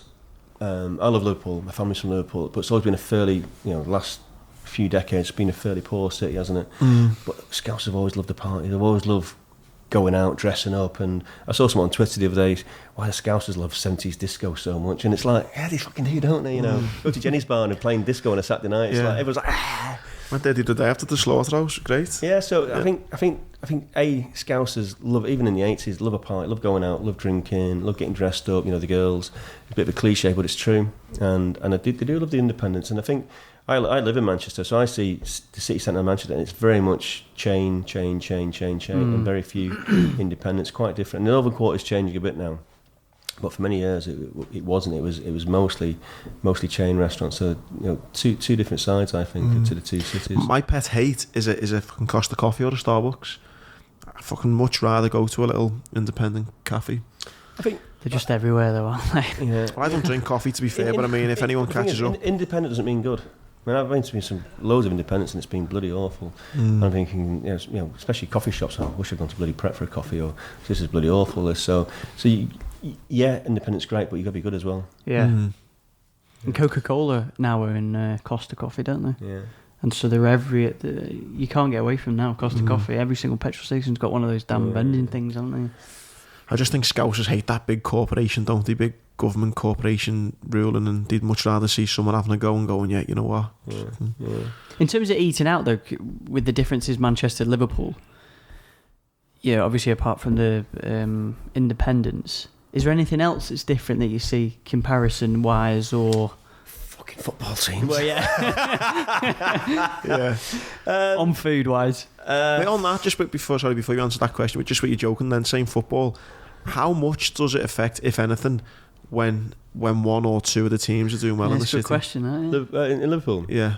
Well, just in any city, but obviously your experience in Liverpool. Like Liverpool, for example, now last couple of years, I mean, flying under Jurgen. Evertonians will, I don't know. I mean, when Liverpool play at home, there's a definite effect. I mean, Champions League nights in Bacaro, particular. We all remember the Barca game, but before that Barca game, it's a funny little story actually. We got a place in Poyensa in Spain, and there's where we are. There's a great little bar and restaurant, and a guy called Tony owns it, and he's a lovely guy. So over the years, I got to know him. And I took my boys to watch on holiday. My wife let me go to Porto for one of the games, and last season, and we came back and we were just there for the last night. And so Tony was there. So, Tony, I've just come back from Porto. We're playing Barcelona. Blah blah blah. So we had a few drinks. He said he's a big Barcelona fan. He said, I'm coming to the game. So I gave him a card. I said, well, come to the game. Come to the restaurant for a bite to eat.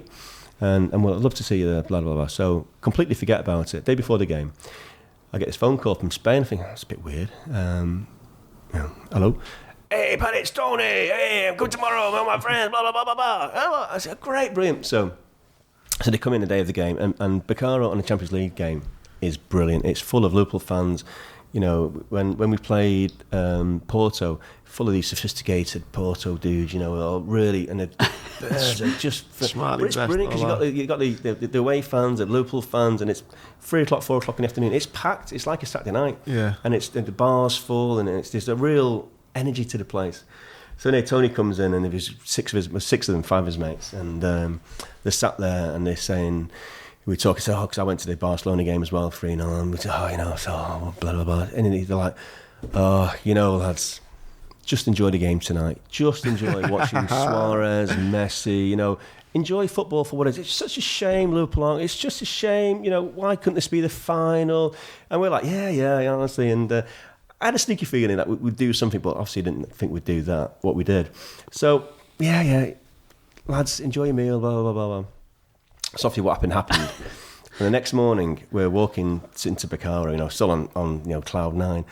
and they just happened to be crossing the roads, and they were the sight of dejection. They're like, Tony, you must have just enjoyed that game last night just for the football. You must have enjoyed what an.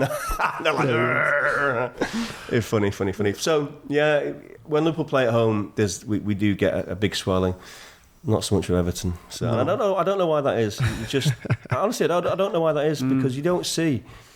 I mean, Everton, the Blues will say, it's out of towners and it's the Norwegians and Scandinavians, and there is a big part of that. You do get a lot of different accents and all the rest of it. But it's funny, we don't see anything from Everton. Really? At all. Very, very little, which I don't get, because surely Evertonians like eating and drinking as well, and coming to town. I don't know why it is. I always think, I joke, I get a few. I've had a couple this week on Twitter winding people up, but I do wish it'd be great if Everton were great as well, and Liverpool were, and it was just two of us every season fighting for the title and the cups. It would be great, I think, for the city more than anything. I put on Twitter recently. I've enjoyed laughing at Everton for the last 20 years, but I think part of the bitterness that's there between the two fans now, and it was pretty unpleasant in the FA Cup, some of the stuff they were doing.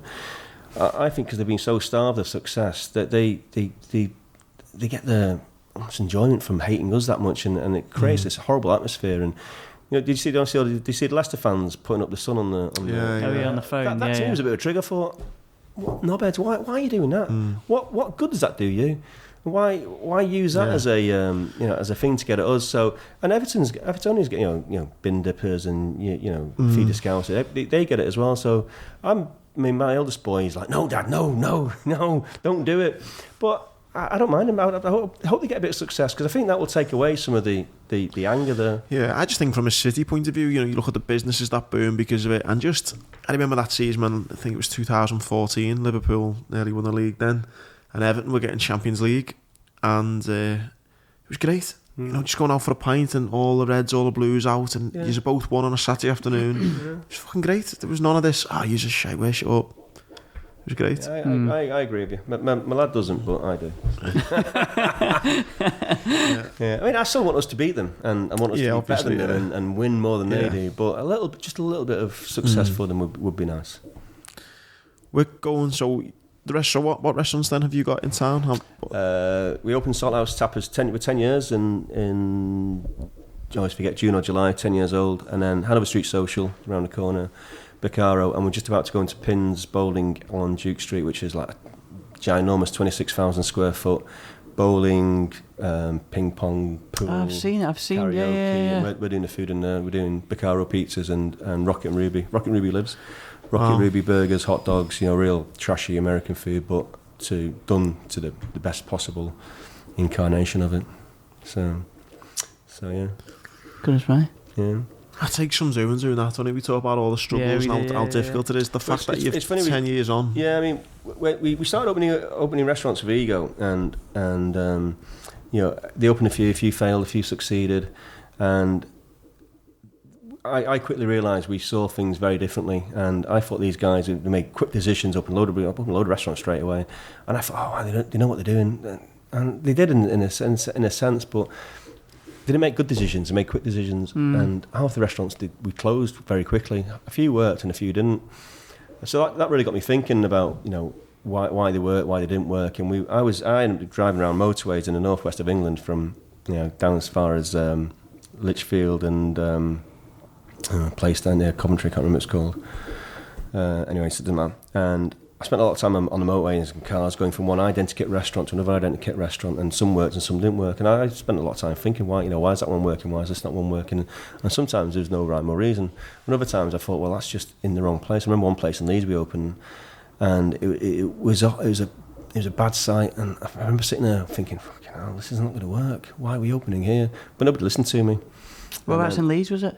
Is it Greek Street, the main one? Yeah. Not near there. It wasn't that far from there, but it was off pitch and it was away, and it used to be I think it was Chroma Pizza or Pizza Place, which had failed. Right. And I thought, it's just, we're not big enough. It's not going to work. It's just, I don't know. It wasn't right for us. And then there's like the Carluccio's on Greek Street and all sorts. Yeah, now, but it wasn't right. And then they brought in a central kitchen, so a lot of the food we in Ego in the early days, all the way through, we produced everything in the kitchen. dessert, stocks, everything was fresh. And then brought in a sectional kitchen where food was still produced freshly, but it was transported out to the restaurant, so it was de-skilling the kitchens a little bit. And I got that bit because they're going to open 20 restaurants, so you need to de-skill a little bit to keep the consistency. You were talking about the consistency before. So I kind of got it and I went along with it, and we implemented that and it worked. And it helped cut the labour, which was important. So because they had a model that had to work, it was 30%, 30%. So your cost. So they wanted to have 15, 20% profit at the end of the day, and their labour had to come in at 30%. Ours was like 36, 37%. So they had to trim that labour by 6 or 7%, which is a lot. So they brought in a central kitchen, and we kept on opening restaurants. And then James, the chairman, he said, "All right, I want to talk about buying in desserts. Can you do a report on me? We're up on desserts." And I did this report for him, and I said, "Look, I think we need to keep desserts as we are now. One thing desserts are hard. Desserts are a bit of chemistry there. You need to be other stuff. You can add a bit more, add a bit less. Do this, do that. Desserts you need to be exact. Otherwise, they're not going to work. If you make a cheesecake and you put too much gelatin in it, it's going to be like this table. So it needs to be exact. So I'd spent many years perfecting a series of recipes that were foolproof, virtually foolproof, and one of the things I learned over the years was how to write a recipe. You ever get a cookbook and you follow it exactly and it doesn't work? Happens all the time, doesn't it? So yeah. I spent years through trial and error and seeing things get fucked up in the kitchen or perfecting our dessert recipes so they worked virtually every time and anyone could do them. So I put all this in the report. As you can tell, I'm quite passionate about it, and I never heard anything back. And then one day I walk into this restaurant and there's all these samples coming in from some cake place in Manchester. I'm like, what's going on here? So the chef comes up and says, Chef, what's going on? I said, I literally don't know.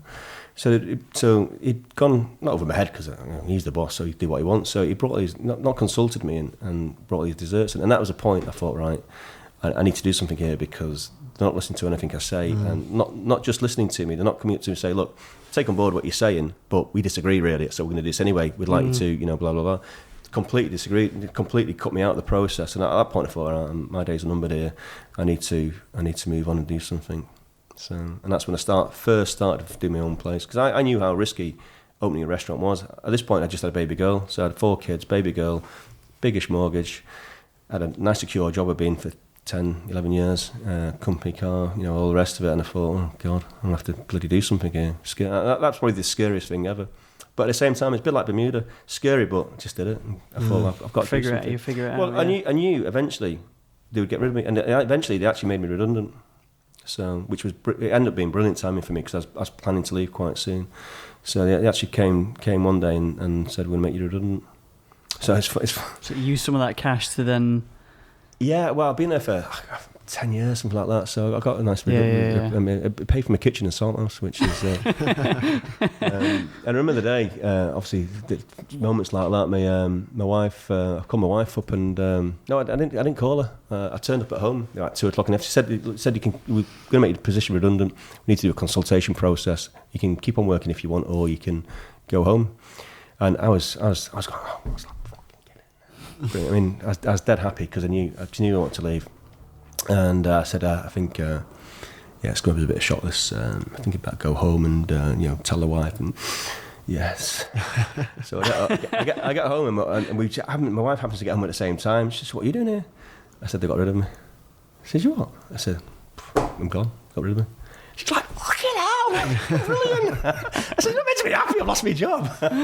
But it was perfect timing because I was planning to do something. We had a site lined up, and it was getting harder and harder to do what I wanted to do and do my job at the same time. So I probably wasn't doing my job properly anyway, and that's probably another reason why they wanted to get rid of me. So because I'd lost interest, lost passion, and it wasn't for me anymore. So it's probably part of my fault as well, really. So with that in mind, what kind of has been the hardest thing for any budding kind of chefs that you think has been what was the toughest thing to start your own place and get it going? Money. Really, yeah. Yeah, finance. I was dead fortunate. I worked for Johnny and Jason for a lot of years, put a lot of hard yards in for them, and they always said they'd look after me when they sold. So, and they did, true to the word. They gave me a nice cash payment and lump sum when they sold. I stayed on, and that gave me a seed fund to be able to go to a bank and get some extra funding, which I didn't have a lot, but it was enough to do Salt House. So we opened Salt House on virtually nothing. I mean, it was I had about 120 grand, virtually nothing. So, and it's 10 years old this year. Yeah. And that 120 grand is classed as virtually nothing then in opening a... Well, yeah, it's paid it back many times over the years. But I mean, but like in terms of the cost of actually opening a restaurant, it's like 120. Nothing. The landlords are brilliant. Our landlords were absolutely brilliant. I mean, it unbelievable now. It'd been empty for 5 years. I mean, L1 opened in 2008. This is it'd been empty for a long time. 2008 L1. 7 was it? And we opened. So I think L1 had been open 2 or 3 years. We opened in 2010. So it'd been empty for 2 or 3 years. Nobody took it. I mean, it'd make a great coffee house if nothing else, wouldn't it? And so we did a deal with the landlord, and they put the mezzanine in upstairs. And as we kind of were doing a deal, they said, "Oh, there's a big basement downstairs as well. Do you want that as well? Same price?" Yeah. So we'll clear it out for you. We'll dry line it, put stairs in for you. Brilliant. So it ended up being. I think at the time it's 1,200 square foot with a mezzanine, and we've got about 3,500 square foot. So, I mean, fortuitous in many ways that we had fantastic landlords, and they paid for a lot of it. So that helped stretch the budget a long way. But, I mean, it was pretty basic when we opened, and we needed twice as much, really, but we just didn't have it. So we made do with what we had. And I think the second point is money, but also having something that's going to work and you break even. Your break even is the most important thing. And I was so confident where we were. The break-even at the time was about 14,000 gross a week, which is not a lot, but I knew we could make that because of where we were and the people involved. And, well, I was super confident, and I was working there full-time, so my wage was part of the... and I wasn't hardly earning anything. So that was the biggest thing. You seed money, finding a great site, and you break. If your break-even's 30 grand, it's going to be hard, because 30 grand's a lot to do in a week.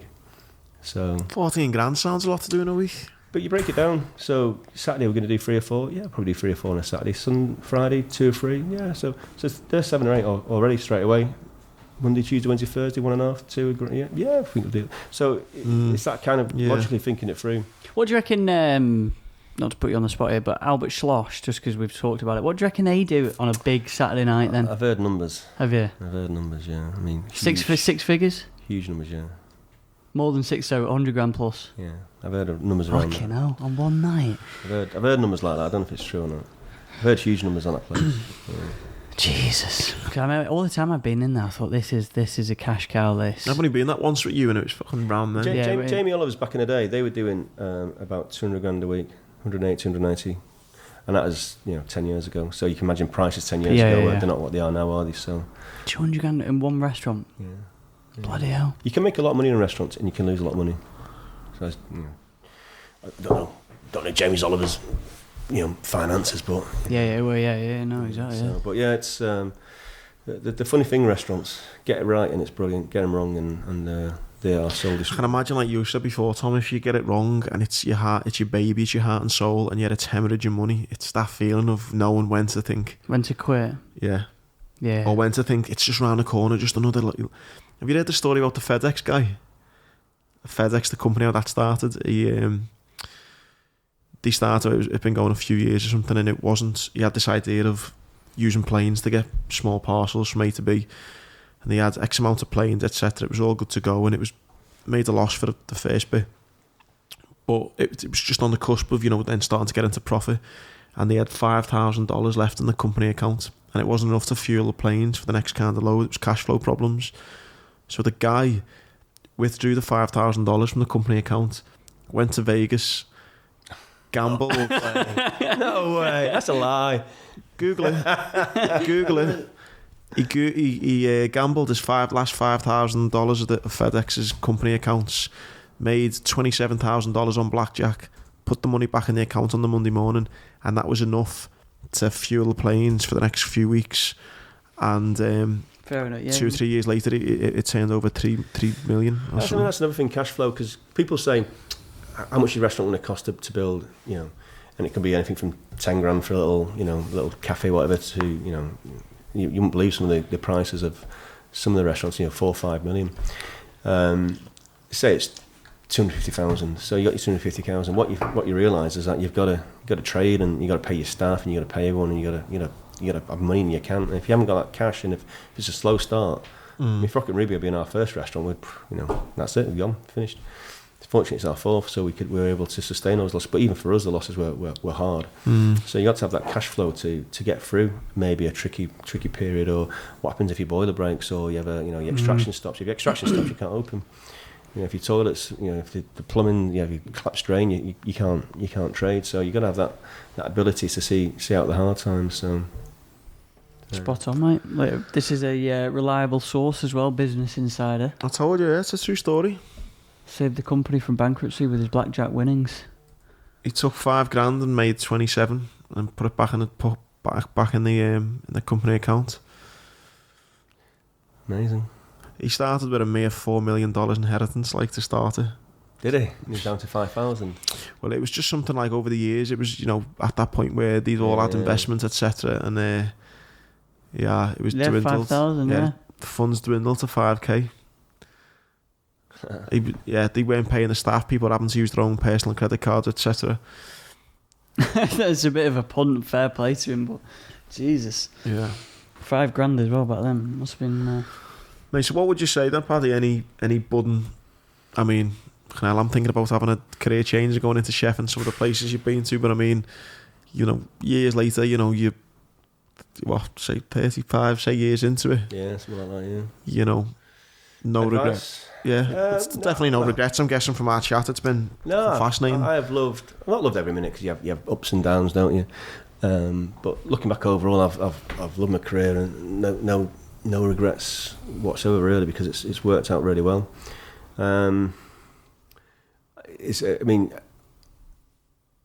Most people don't don't go from nothing to opening a restaurant. You go through a career progression, don't you? Advice to a young chef starting off, probably the best thing to do is work in a decent place. Find a decent place that's going to teach you the skills that you need. Don't take any, you have to take a bit of shit, I suppose, in life, but don't take any, if people, I think catering's got a reputation for, bullying and it's the old cliche, the mad chef, shouting and screaming, and I have heard, I won't want to say on here, I've heard stories of some of those famous TV chefs you were talking about before that would, I'll tell you off that you would be absolutely, I'll tell you one, I'm not going to name the chef, I'll tell you one, because this is when I heard this, I was like, oh my God, I can't believe I just heard that. So there's this one chef, and he had this girl who worked for her, chef de partie, mid-range, youngish girl, and this girl had a horse riding accident when she was younger, and she had a bad foot, been crushed. So this chef, he was very famous, took a dislike to this girl. One day he was stood next to her working, and she's working away and chopping away, and he stood next to her and he got his foot, and he put his foot on her bad foot and just ground his foot into it. Fucking hell. Can you believe that? What? I know. I mean, I'm a great believer in my kids, standing on their own 2 feet, but if that'd been my daughter, I'd have gone down there, kicked his fucking head in, and I said, take me away, coppers, and I'll take my chances in court with this one, because I think when a judge hears that, I think he'll stand up for me and say, fucking hell. Off you go, son. Is there that bullying that goes on then? Is there? That's the story. I went through. The dark days were those 80s, and I went through. I never had any bullying. I've never come across anything like that at all. I have never come across, not even really verbal stuff. So I've been fortunate, and we wouldn't tolerate anything like that at all. Not close to it. Someone says a cross word, it's like we're discussing it. Why did you get so angry the other day? So. But the industry has got that reputation, and you've all heard the stories, haven't you, of stuff like that? That's really extreme. When I heard that, even I was like, I suppose it's that Gordon Ramsay and the insults he's done on that TV show. It doesn't help, does it? No, it doesn't. So, and that gives an unfair impression or a fair impression. A local pub to I work. One of my wife's friends' daughters working there, and one of the chefs was feeling her up. So the mum came to me and said, is that normal? I said, do you think it's fucking normal? Why are you asking me if it's normal? She said, well, you're in the... I said, I know, but is it normal? Ask yourself that question. Come on. It's crazy, that, isn't it? Yeah, but I thought because it's the industry, and it's not normal. So, we got, a lot of young girls, a lot of young guys working for us, so there's obviously, people meet at work, don't they? Meet and work everywhere they are, but we work hard to stuff like that is not normal. Come on. Yeah, no, it's mad. So I know what you mean though, about the not taking shit. It's that kind of when you're starting off in any industry. It's that kind of like. But there's ways. I mean, there's like, I do think as a chef, you do have to prove yourself to your other two. I don't know if it's that. I don't know. I can't compare it to anything else because I've never done anything else apart from this. So you've got to prove yourself that you can do the job and you can in that respect. But you need time to, when I talked about Bermuda, when I had a bloody clue what I was doing. One chef said to me, "Go and get me I think it's Lola Rosso, a leaf." And I went up and down 4 or 5 times. He said, "You don't know what you're looking for." No, I don't know. Lola Rosso. Imagine being in Stockport in 1988 and asking for a Lola Rosso. It's like, no, there's iceberg and that's it. So you need a time to develop, and you need people who would nurture you and train you and all the rest of it. But you also need to prove yourself a little bit as well. I do believe that you got to work hard. I mean, I say to my lads, I said, turn up on time, be nice, and work hard. You'll be surprised how far that will take you in life. You'll be absolutely amazed. Because a lot of people can't do those 3 basic things. Yeah, especially turn up on be time. Kind, be nice to people. Yeah, I mean, smile on your face, that kind of stuff. It's basic, isn't it? But you'd be surprised how people can't do that. Turn up on time. You'd be surprised how people can't turn up on time. Work hard. So, and we employ people like that. I mean, that's kind of like a bit of a mantra for us. And if you're not like that, you're not going to fit in our company. If you're a bit of a knobhead, you won't work for us very long because we don't tolerate knobheads. So find a company like that who will look after you. I mean, I remember once in Ego years ago, we did a bullying case, and I had to go and sit with the parents of this kid who'd been bullied at one of our restaurants. And oh my God, it was horrible and it was mortifying. And I was like, oh my God, I'm never going to go through that again. So. On the changes you say as well from like say the 80s, what it was like now. When you said bullying, although there isn't bullying, it kind of made me think of it. Like now social media plays a huge part in everything, I guess, but especially kind of bad reviews, good reviews. I seen someone put on a restaurant on a TripAdvisor, it was like, come and try our pan of scouse, which according to someone was the fucking worst dinner they've ever had in their life. And I thought that's a great bit of marketing on social media, on something, do you know what I mean? How have you found that, for example, looking at 2021 of an article in a paper saying let's go to Bermuda, to now having to deal with social media, fucking Backrow's the place to go to, or this one's shit though, I'll go and don't. I mean, we fortunately we're pretty good at what we do, and we don't get a lot of issues. Occasionally we do get an issue. I had one in the restaurant the other day that we dealt with, and we get things wrong. Everyone gets things wrong, don't we, in life? So it's I think when something goes wrong, it's how you deal with how it goes wrong. And I think you see so many times in the politicians, it's never what they did, it's the cover up, isn't it, afterwards? So it's like deal with, face it up, deal with it, and if you've got it wrong, admit you've got it wrong, and do what you need to do to make it right for the people, because dining out is very personal. I remember once years ago we had a restaurant in Bramall and I was cooking there, and there was a power cut in the town, and we lost power in the restaurant completely. All the streets were black, and there was a birthday going on, and they're kicking off, and we busted our balls to get all the food out, what we could. We had nothing to cook on. We had no light, no power, nothing, and they're kicking off. And we're like, oh my God, look outside. It's like there's nothing to do. They're kicking off because it was someone's birthday. You've ruined our birthday. How have we ruined your birthday? It's like, so that'd be on TripAdvisor like that now. So, but it is didn't have a backup generator. So it is very personal. That's probably what. It is very personal. So. When it does go wrong, you got to deal with it, and unfortunately, we've had a few things where people, they won't complain in the restaurant, and they'll go on Twitter or went to sort out stuff, isn't it, this, that, and the other, and then the last thing you want to do is deal with it really, because but then you got to deal, you got to say, totally, and you got to fess up, and sometimes it's not our fault, and that is quite difficult. Then saying, take your point, but really, honestly, it wasn't us. It was, and how you do that is oh God, you gotta be really careful, and you don't want to offend anyone, and I think we're quite nice people, and we don't want to upset anyone. Why would we? And we want people to come back and enjoy themselves. I could tell, mate, that vibe from Rocket and Ruby. The amount of people who love that, mate. We turn up bacon butties, coffee. Yeah, it was quality. That it was great setup that you had there, mate. And it's so there's what's the presidential House of Cards. What's his name? The Spacey. He had a phrase. Generosity has its own power, and being generous is very powerful. And it's very attractive. And I remember there's a famous New York restaurateur called Danny Meyer, and he was saying after 9/11, he said the restaurants were obviously devastated because nobody's going out and blah blah blah. And so one of the restaurants had this big display of food, and it's very, very sort of great feeling. And what happened is that the staff started cutting back on this display because nobody was coming to the restaurant, so they were losing money. And he walked in one day, and it had gone from sort of this grand display to like an apple or something. So what's going on here? He said, well, we're losing money, and nobody's coming to the restaurant. He said, no, you're getting it wrong. Now is the time to be generous, not cut back. Now we need to be generous. Now we need to be welcoming. So being generous is, I think it's a great attribute. 100%. Completely agree.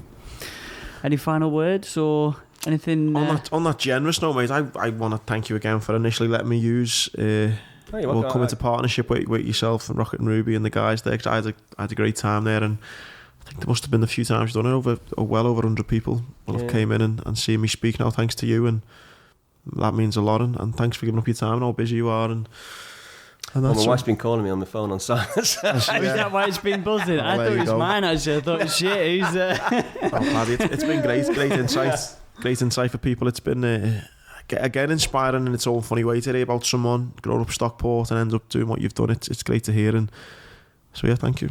You're welcome. Can we follow all the, just final plug, follow all the restaurants on all the usual social media and all that? Yeah. Well, let's reel through them. Salthouse Picaro, Salthouse Tapas, I think it's Hanover Social, I think it is on Twitter. I don't do Instagram, so someone else does Instagram, so I haven't got a clue what they are on Instagram. But yeah, I mean... So go and support the restaurants in Liverpool, get out there Friday, Saturday night, take your missus out, come and take me out if you want to take me out on a date. Yeah, especially in January when there's nobody going out because everyone's spent up. There you go. Don't come up to Andy in a restaurant going, how are you? What did he say to you? Are you alright there, mate? What was that? In the pub in Hull, Leatherfield, But you're alright. No, nice one, Paddy. Cheers. Yeah, thank you, mate. Cheers, lads. Thank you. Cheers.